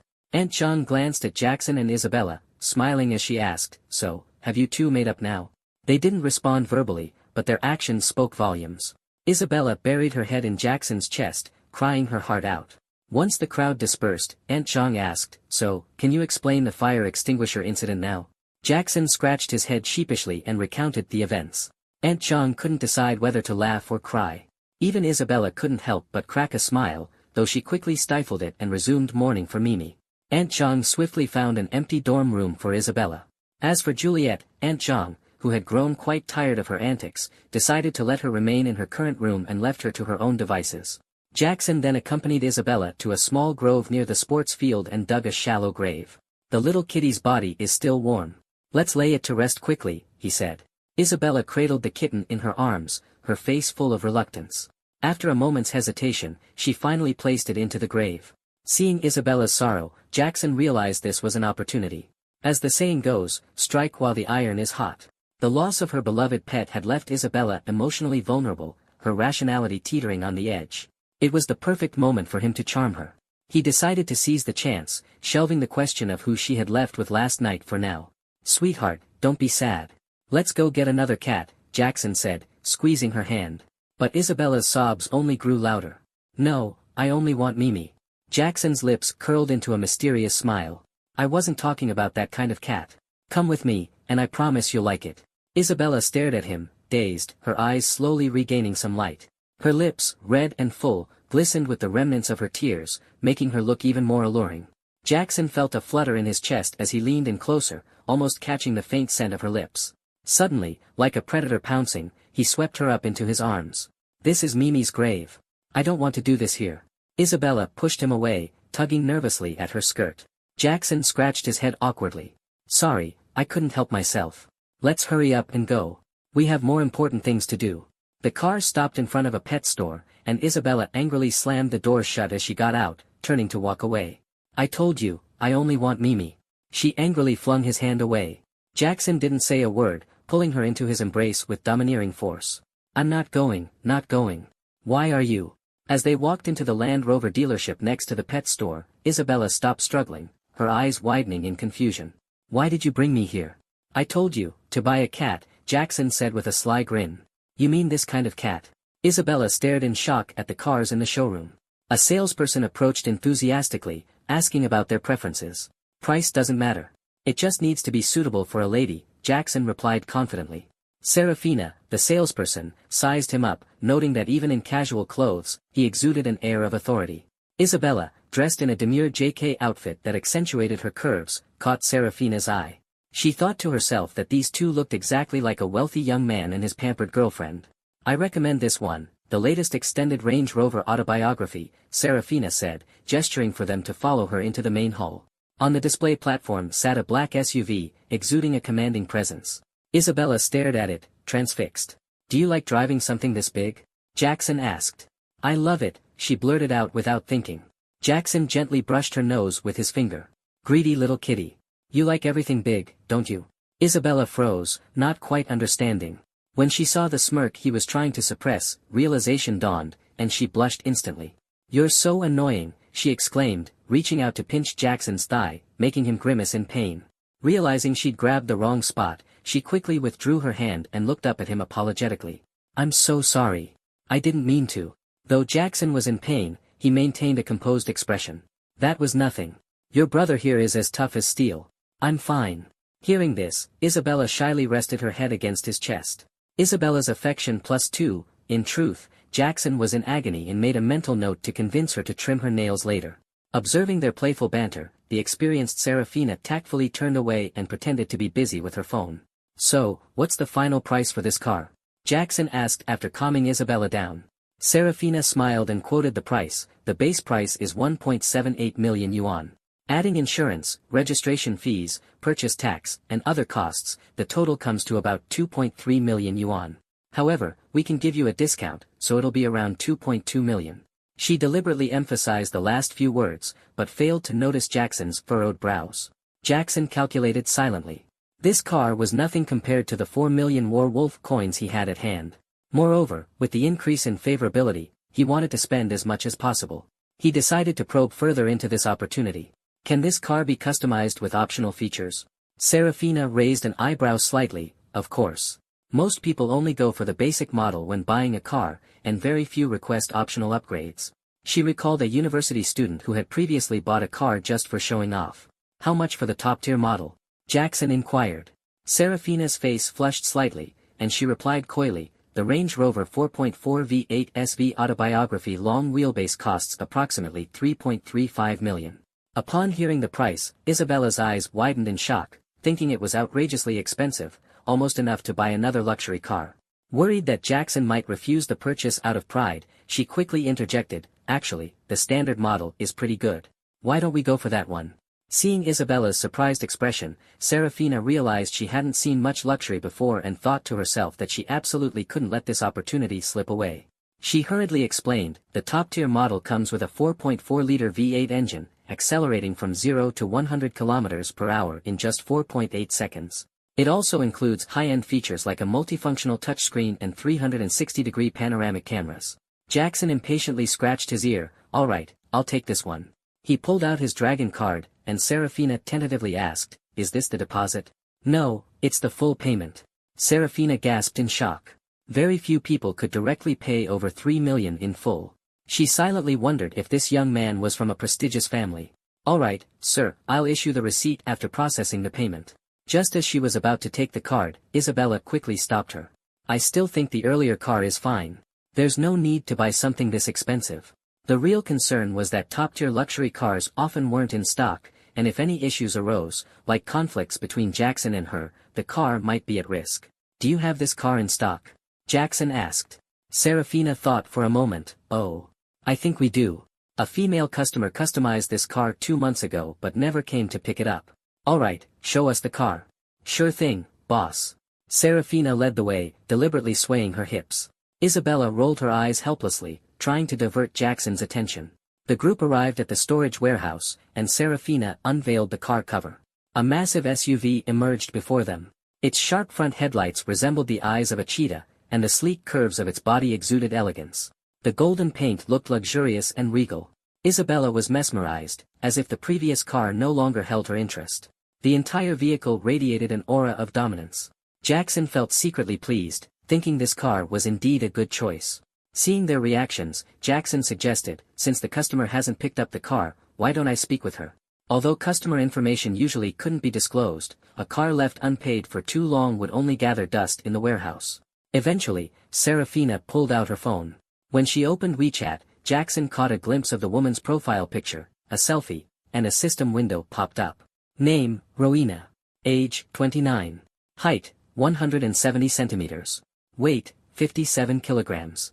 Profession, bar owner. Traits, indifferent, stunning figure. Charm, 93. Favorability, 0. Recharge attempts, 0. Strategy reward, revive once. Amount spent, 0. Whoa. Jackson felt a chill run down his spine. This client was no ordinary person, and the strategy reward was incredibly enticing. But how would he approach someone described as indifferent? Boss, the call is connected. He snapped back to reality and took the phone. Is this the person interested in buying my car? A cold, emotionless voice came through. Yes, it is. Oh, then go ahead and buy it. Jackson was surprised by her straightforwardness. Just as he considered sending her a red packet, she added, could you send me a deposit? I've already paid 300,000 yuan, so you can send me 100,000. This time, her voice carried a hint of pleading, suggesting she was facing some difficulties. Jackson seized the opportunity. Sure, I'll add you right away. After hanging up, he transferred 300,000 yuan to her. Thanks. The extra money can count as a loan, I promise to pay you back when I can. She hesitated for a moment before accepting the transfer. It seemed she was in financial trouble and hadn't picked up the car due to an impending breach of contract. While this amount wouldn't solve her bigger issues, it could at least ease her immediate concerns. At this moment, Jackson felt a sudden chill behind him. Turning his head, he saw Isabella leaning against his shoulder, staring at his phone screen with a resentful gaze. Frightened, he quickly deleted the message he had typed and laughed nervously. Miss Liu has agreed to transfer the car to me. Serafina smiled as she opened the driver's side door, inviting Jackson to get in. This car is for her, Jackson said, gesturing toward Isabella. The final registration should also be in her name. You can teach her how to operate it. Serafina was stunned. It was rare to see someone directly registering a luxury car under their significant other's name. The car's interior was spacious and incredibly comfortable. As the vehicle moved, it felt smooth and stable, with no perceptible bumps. Jackson was lulled into a daze until Serafina gently shook him awake. Boss, the test drive is over. Time to wake up. He opened his eyes and saw something white and soft before him, catching a whiff of a sweet fragrance. The scene made his heart race with excitement. Serafina knelt on the seat, teasingly saying, oh dear, boss, sorry about that, the car's roof is a bit low. Outside, Isabella anxiously stomped her foot, shouting, what are you doing? Let my dear come out now. Jackson felt a pang of guilt, worried about upsetting Isabella. He quickly pushed Serafina away and returned to Isabella's side. Serafina fell awkwardly to the ground but maintained her composure, deliberately striking alluring poses to catch Jackson's attention, softly humming under her breath. Jackson, however, remained as steady as a statue, refusing to look her way. He didn't want to let his impulses get the better of him. Snap! Snap! Serafina's subtle movements seemed casual but were irresistibly provocative. Jackson couldn't help but sneak a quick glance, only to feel an overwhelming surge of tension. Let's just pay and leave, Jackson muttered, blushing as he handed over his dragon card. The POS machine beeped, and the receipt was printed successfully, easing both women's minds. Here's the car key. Take good care of it, my little driver, Jackson said, gently ruffling Isabella's hair. Okay. Isabella beamed joyfully, pressing close to Jackson and hopping into the car. Favorability from Isabella +10. Seeing Isabella's reaction, Jackson felt a wave of excitement surge in his heart. Detected, host's favorability with Isabella has exceeded 90. Intimate status successfully achieved. Cashback on Warwolf coins in progress. It's here. It's finally here. Jackson was so thrilled he nearly leapt to his feet. Ding! Cashback successful. Total, 4.5 million yuan. Woohoo! Jackson's eyes lit up, and he was so excited he nearly passed out. Next to him, Serafina was utterly baffled. How could a rich man be this happy about spending so much money on a car for his lover? Honey, why aren't you coming in yet? Isabella leaned out and called, her voice sweet. It was the first time she'd ever called him honey, and it sent a ripple of emotion through Jackson's heart. Coming, babe. Seeing the interaction, Serafina immediately turned up the charm, slipping Jackson a card with her private contact information written on it. Little brother, every new car needs a thorough checkup. Make sure to bring it by when you have time. She bit her lip lightly, her eyes brimming with allure, exuding an irresistible charm. At that moment, Jackson felt a chill run down his spine. Turning his head, he saw Isabella leaning on his shoulder. Panicked, he quickly deleted the message he was typing and awkwardly said, Sister Zhang, thank you, but you should be telling Isabella, not me. With the low growl of the engine, the car trembled slightly, then shot forward like an arrow released from a bow. The tires screeched against the pavement, kicking up a cloud of dust. Cough, cough, cough. Serafina choked on the dust and, once it settled, picked up a dark gold business card from the ground, stomping her foot in frustration. Jackson glanced at Serafina's figure in the rearview mirror, reluctant to look away. The grass smells sweet, the berries are ripe, sipping dew beneath the trees. Feng Tao hummed a tune as he lazily spun the steering wheel. He'd been out of town for 10 days now, aimlessly driving around with nothing to do. Whenever he saw someone he knew, he'd stop to show off, and during traffic jams, he'd even erupt in bouts of road rage. Today, he spotted another Range Rover in his rearview mirror, and a sense of pressure crept into his heart. The other car was bigger, more luxurious, and made his own vehicle seem ordinary in comparison. Feeling anxious, he slammed the gas pedal to the floor. What's with this slowpoke up ahead? Not giving way and driving so slow. Should I just switch lanes and pass him? Isabella asked. Go for it. Jackson replied. With a light press of the accelerator, the beast of a car roared angrily, effortlessly overtaking the vehicle in front. Watching the taillights fade into the distance, Feng Tao felt a wave of despair. He thought to himself, both are Range Rovers, so why is the difference so vast? Arriving at the school parking lot, Feng Tao was just stepping out of his car when, bang! The seat beside Jackson was suddenly reclined, and Isabella crawled over from the driver's side, sitting proudly on his lap. Don't move. Today, let me reward you properly, hee. Jackson's emotions were complicated as he asked, are you still my good girl? Isabella blinked in confusion. Of course I am. Why are you suddenly asking that? Then can you be honest with me? I've never lied to you. What exactly are you trying to say? You cheated on me last night, didn't you? Jackson's expression was calm, almost detached. Isabella's patience snapped. She pinched Jackson's thigh hard and twisted. Why are you saying such ridiculous things? Wasn't I staying with you at the motel last night? Can you focus on what's in front of you first? Ouch! Jackson almost screamed, his face turning bright red from the pain. You kicked me out in the middle of the night, didn't you? He muttered indignantly. Then why were you coming out with another guy this morning? Seeing Isabella's hurt expression, Jackson couldn't help but chuckle wryly. Are you serious? So that's what this is about. I don't even know that guy. He said his name is Bai Xia and claimed to know you. He's a new student at our school, and today was orientation. I just brought him along. And you still have the nerve to question me? I haven't even settled accounts with you yet. Isabella snapped, pinching him again mercilessly. He knocked on my door early in the morning, saying he wanted to learn some techniques from you. Shut up. A surge of frustration bubbled up in Jackson, and he wanted to retaliate. He raised his hand but stopped midway, eventually letting it fall lightly, leaving only faint marks. Isabella's eyes welled up with tears, her emotions complicated. Deep down, an unfamiliar feeling began to stir. The tension between the two escalated quickly, leading to a playful scuffle. In the cramped space of the car, Jackson had the upper hand, barely exerting any effort, while Isabella struggled to keep up. The senior in charge of orientation added me on WeChat today, Jackson said casually. Oh, you mean that petite girl? She added me too, Isabella replied. That's different. She said she wanted to date me and even mentioned treating me to abalone next time. Hey, look over there. The two people walking ahead suddenly stopped and followed the pointed direction. They saw a massive Range Rover trembling as if it were electrified. The windows were mirrored on the outside, making it impossible to see what was happening inside. Wow, college life really opens your eyes, said a pale-faced man with dark circles under his eyes. He pulled out his phone and started a video call. Hey, Mom. Look, our school's cars can even dance. Another tall guy chimed in, you don't get it. That's an emergency escape system. Only luxury cars have it. About 30 minutes later, the Range Rover finally calmed down and stopped shaking. Inside the car, which was still sealed tight, Jackson hastily held up a hand to stop something. Wait a minute, cough cough. Isabella sighed softly, fixing her hair. After dropping her off downstairs, Jackson began wandering the streets. With over 4.5 million yuan in hand, he could easily buy an apartment near the school outright. He was long fed up with the crowded and noisy dorm life. How strange. Why hasn't that simp come looking for me yet? Lydia lounged lazily on her bed, one hand propping up her head while the other refreshed her chat history with Jackson repeatedly. It had been 2 weeks since their last conversation, and only 5 days remained until her prince's birthday. She wasn't planning to spend her own money and was still counting on her fool to foot the bill. Hey, you there? But a glaring red exclamation mark popped up instantly. Furious, Lydia immediately called Jackson, only to find that she'd been blocked. Frustrated, she sent a friend request with a long message. What's your deal? Why haven't you come looking for me lately?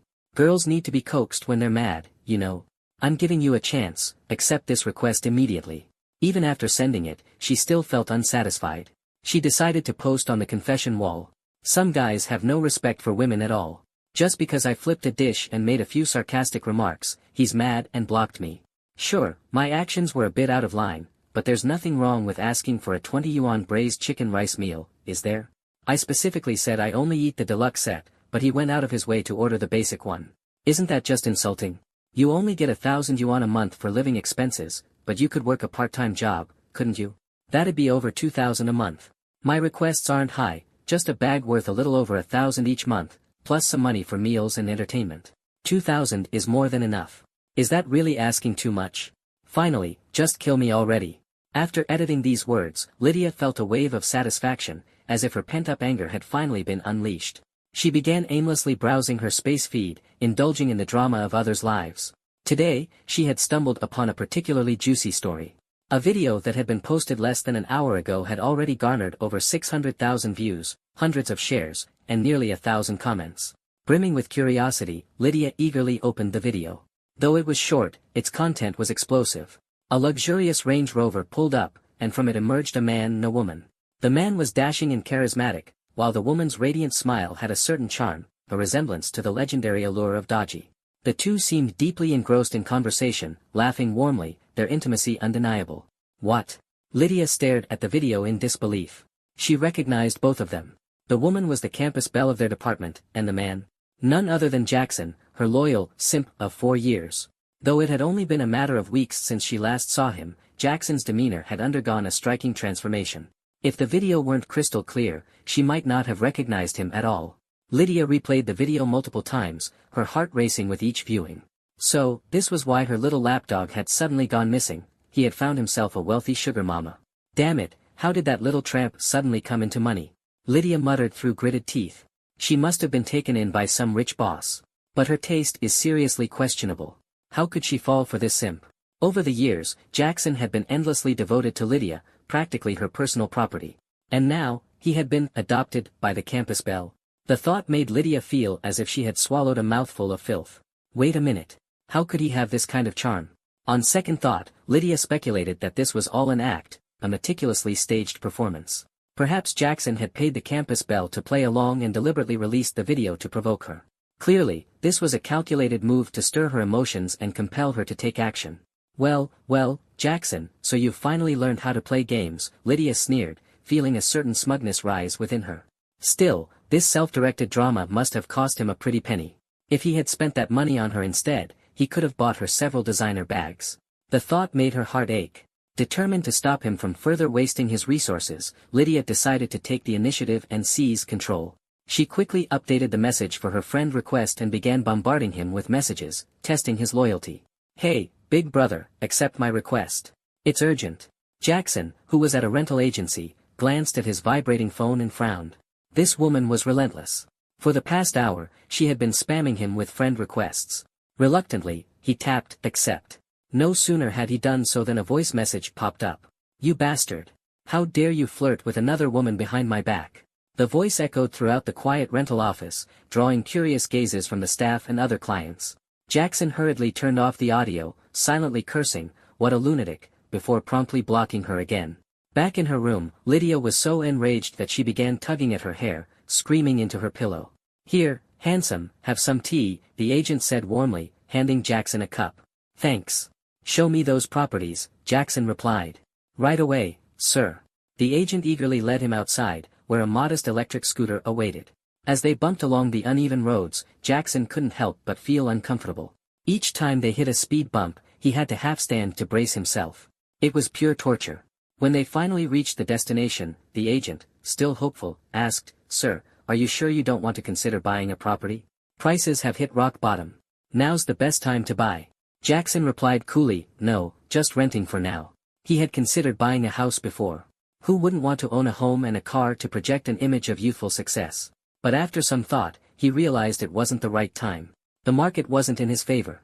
With around $4.5 million in his account, he could manage a decent middle-class lifestyle, but owning a home would bring a slew of additional expenses, mortgages, maintenance fees, property taxes, and so on.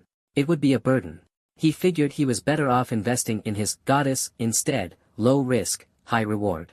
After careful deliberation, he decided to stick to renting. But none of the properties they'd seen so far felt quite right. Something always seemed to be missing. This is the last one. If you're not satisfied, I'm out of options, the agent said, wiping sweat from his brow as he opened the door. It was a fully furnished two-bedroom apartment, complete with all the necessary appliances. The agent explained that the owner had moved abroad for work and had never rented out the property before. It was a rare find. This place only cost a little over $1 million. The cost of the renovations alone almost matches the price of the house, the agent exclaimed, running his hand over the textured walls with admiration. Jackson nodded in approval. The apartment was indeed impressive. The design was meticulous, and one feature in particular, the moon wall, caught his eye. The wall was shaped like a crescent moon, adorned with twinkling star-shaped lights, creating a dreamy, ethereal atmosphere. Sir, this place is perfect. You should lock it in before someone else snatches it up, the agent urged. I'll think about it, Jackson replied, turning to leave. The agent panicked and quickly followed him. Don't think about it. I'll drop the price by 100. How about that? Make it 200, Jackson said nonchalantly, continuing toward the door. The agent was on the verge of tears. With the end of the month approaching, a lack of sales meant he'd lose his job. He rushed ahead of Jackson, blocking his path with both arms outstretched. Sir, 250. I really can't go any lower. Hearing this, Jackson felt a twinge of annoyance. It wasn't about the money, he simply didn't like the feeling of haggling over rent as if he were at a street market. Whether renting or buying, the most important thing was personal comfort. Seeing the agent's persistence, the man began playing the sympathy card, a tactic he often used, especially with young female clients. Sir, I won't lie to you. I dropped out of school at 14 to take care of my sister, who's 50 years older than me, while also putting my grandmother through college. The agent's eyes brimmed with tears as he recounted his hardships. Jackson's expression remained blank, completely unmoved. A few thousand in rent was nothing to him, but he had no intention of playing the savior, nor did he want to shoulder someone else's burdens. If what you're saying is false, I hope it's true. If it's true, then what does that have to do with me, he retorted. The more the agent pressured him, the more determined Jackson became not to rent. The agent stood there, dumbfounded, scratching his head in confusion but unwilling to step aside. Jackson, fed up, prepared to call the police. Just as he pressed a few digits on his phone, the door to the neighboring apartment suddenly opened. Click. Jackson instinctively looked up, and in that instant, time seemed to freeze. Through the narrow gap, the first thing he noticed was a pair of snow-white feet. They were like works of art, delicate, petite, and flawless, with skin so smooth it seemed to glow. The toes curled slightly, exuding an air of lazy elegance. Jackson couldn't help but take a few steps forward, eager for a closer look. The agent, alarmed, stepped in front of him and whispered urgently, Hey, sir, don't do anything rash. Jackson brushed him aside with a single motion. Move. Finally, he saw the owner of those exquisite feet. She was wearing a seductive purple bodycon dress that accentuated her alabaster skin. The fabric clung tightly to her curves, highlighting an irresistibly alluring figure. The woman felt the intense gaze on her back and turned around for a glance. Just one look, and Jackson's heartbeat accelerated, as if a train were leaving the station, the woo-woo sound echoing in his ears. Her nose was high and straight, her lips full and red, her eyes large and bright, and her mouth naturally curved into a subtle smile. Name, Talia, age, 25, height, 157 centimeters, weight, 50 kilograms, occupation, foot massage/masseuse, features, icy yet warm jade-like feet, charm, 95, favorability, 0, recharge attempts, 0, strategy reward, spatial backpack, amount spent, 0. Talia glanced back out of curiosity, hurriedly slipped on her high heels, and left. Jackson watched her departing figure with reluctance, his mind entirely consumed by those jade feet, and he couldn't help but swallow hard. Only after a few seconds did he snap out of it, thinking to himself that he had never been particularly interested in feet before, but those jade-like feet stirred something within him. It seemed like he had discovered a new gameplay. Having encountered such a goddess, Jackson knew he had to seize the opportunity to claim that enticing spatial backpack. For now, the priority was to get closer to her. He turned around and declared with authority, "I'll rent this house." "Oh really?" The rental agent was utterly baffled by his abrupt change in attitude. "You're not messing with me, are you? Less talk, more action. Bring me the contract, I'm moving in tonight." "Got it." The rental agent dashed downstairs to retrieve the paperwork. Before long, he returned with the lease agreement, and Jackson signed it without hesitation, paying 6 months' rent up front. The rent for this property wasn't cheap, over 5,000 yuan a month, a sum that most students couldn't afford. The agent, impressed by Jackson's decisiveness, admired him even more, though he couldn't help but lament. He should have shown Jackson a more expensive property. "Bro, let me know if you need anything," the agent said enthusiastically. "I've got plenty of premium listings.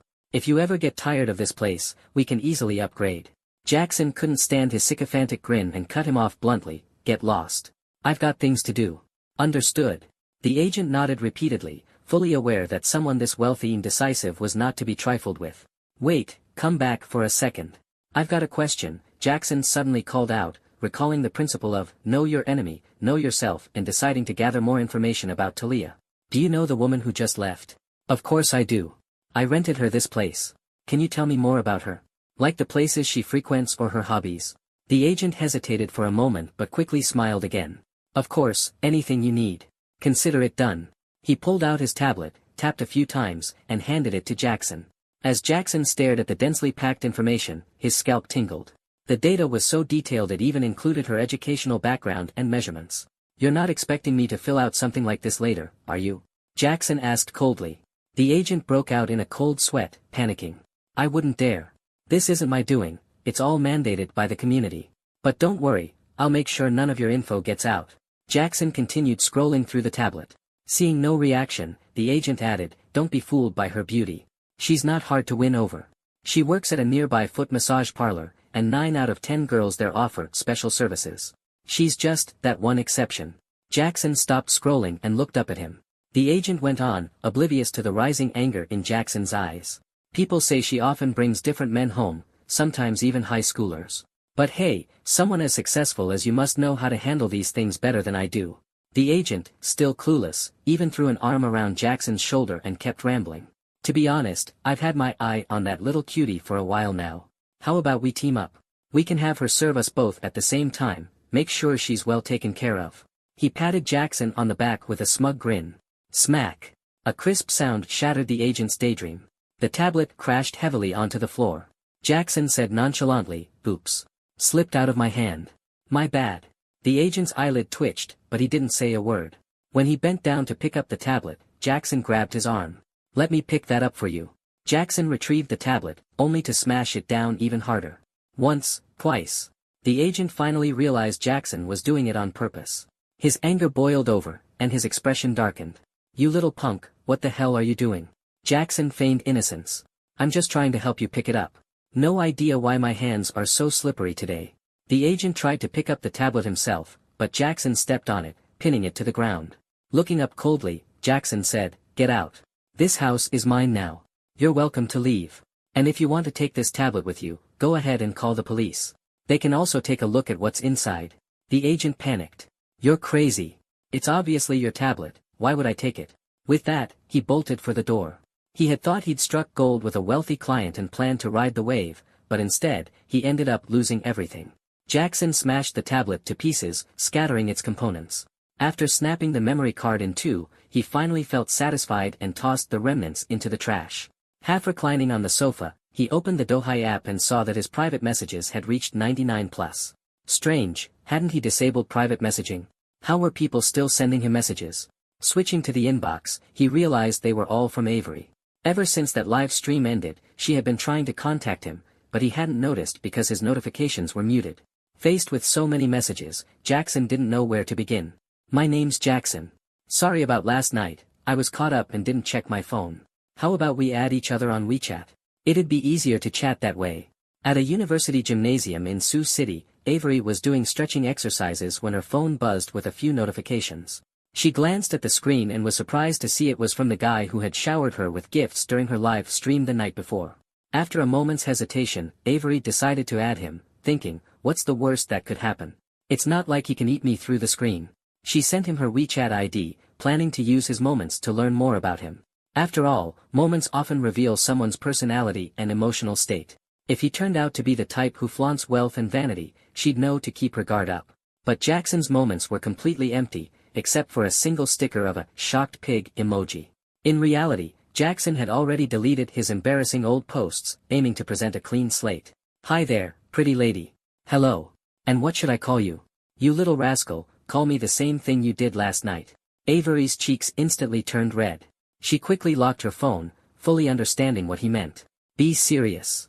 Talk properly. I'm already being serious, alright? This time I won't argue with you. Let's not chat anymore, I'm going to start my training. Go ahead, babe, don't let yourself get delayed. Avery shivered, goosebumps forming all over his skin as a chill ran through his heart.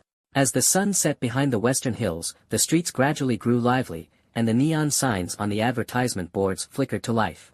At this moment, Jackson stood cautiously at the entrance of a bathhouse, carefully observing the situation inside. Hey there, handsome, what's there to see outside? Come on in and have some fun, a flamboyantly dressed woman sauntered out. Her outfit was shockingly revealing, with nearly 90% of her skin exposed to the air. Her upper body was barely covered by a strapless fabric that perfectly showcased her slender waist. The material looked so thin that it seemed on the verge of snapping, and the ambient lighting from within the establishment faintly revealed the contours beneath. She wore denim shorts so short they barely covered her, and decorative bands wrapped around her knees, emphasizing the length and elegance of her legs. The woman naturally placed her hand on Jackson's shoulder, exhaling a faint puff of smoke from her lips. Her scent was a blend of tobacco and something uniquely enticing, causing Jackson to involuntarily sneeze. This was his first time visiting such an establishment, and he appeared visibly uneasy, hunching his shoulders and craning his neck to glance around nervously. His demeanor made the woman mistake him for a novice. As she guided Jackson deeper into the establishment, her hands boldly roamed across his body, teasing him incessantly. Little brother, this must be your first time here, right? Jackson nodded blankly, and the woman gave him a sidelong glance. Judging by your looks, you're probably still a student, aren't you? Are you even of age? I'm a sophomore at Lin Bei University, Jackson replied truthfully. Oh, a sophomore.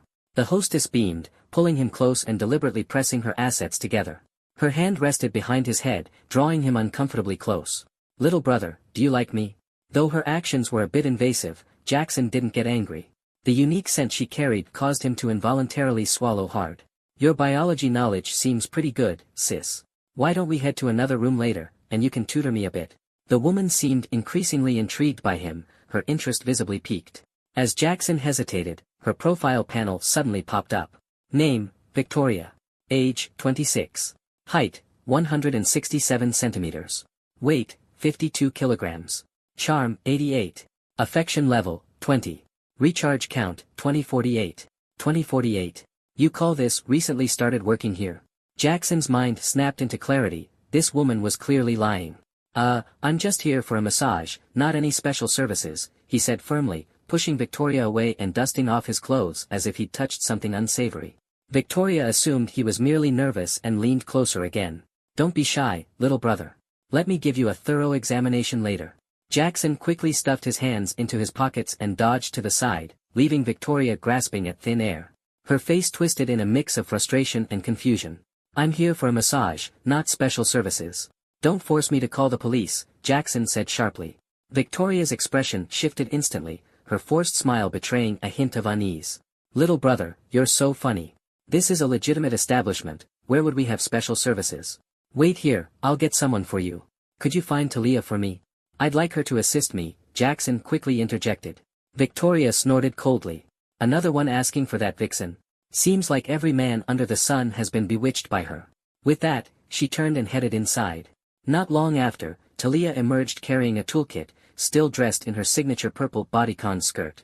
Although she was only 157 centimeters tall, her figure rivaled that of any goddess Jackson had ever encountered. Hello, sir.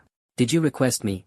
Talia asked with a faint smile, noticing Jackson's gaze glued to her chest. Ah, yes. Jackson snapped out of his daze, swallowing the saliva threatening to spill from his mouth. What services do you offer here? Could you introduce them to me? Talia pulled out a menu and began explaining earnestly. Herbal foot soak with massage, 68 yuan. Full body essential oil spa, 268 yuan. She frowned slightly, noticing that the man before her wasn't listening at all, but instead darting his eyes over her figure with an unmistakably sly expression. Sir, the services listed on the menu are all I offer. If you have other requests, I recommend choosing a different technician. With that, Talia prepared to leave. Affection level from Talia, -10. What? I lost 10 points before even starting. Jackson quickly stood up to stop her. Sis, don't leave. I'll take the full body essential oil spa. Sorry, you just remind me a lot of an older sister from my neighborhood growing up. I couldn't resist sneaking a few extra glances at you, it wasn't intentional. I'm really sorry. Jackson's tone was sincere, his face full of remorse as he lowered his head slightly. Talia was taken aback, surprised by his politeness and apparent decency. She realized she might have misunderstood him and quickly helped him settle back down. It's fine, you don't have to apologize. It's my fault for overthinking, it's not your fault, she said gently. The environment here is complex, so please don't mind it. Seeing her believe his excuse, Jackson let out a quiet sigh of relief and waved his hand dismissively. I don't mind at all.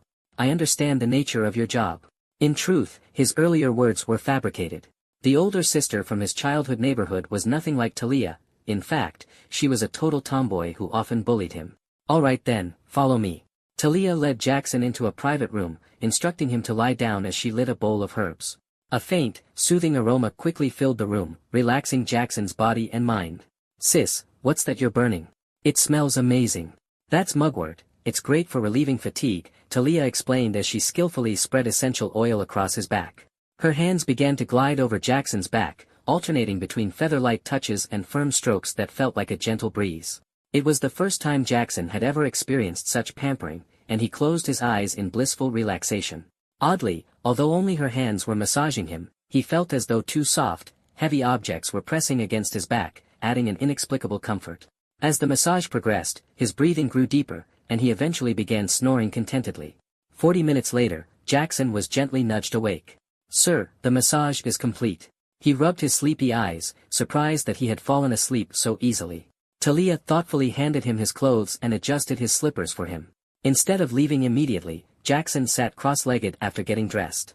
Sis, I'd like to book you for a few more hours. Just to chat. Talia hesitated. Just chatting. Jackson quickly assured her, really, just chatting, nothing else. Talia didn't agree right away. She stood in the corner, pondering his request. After a brief silence, her voice broke through. I don't believe in accepting something for nothing.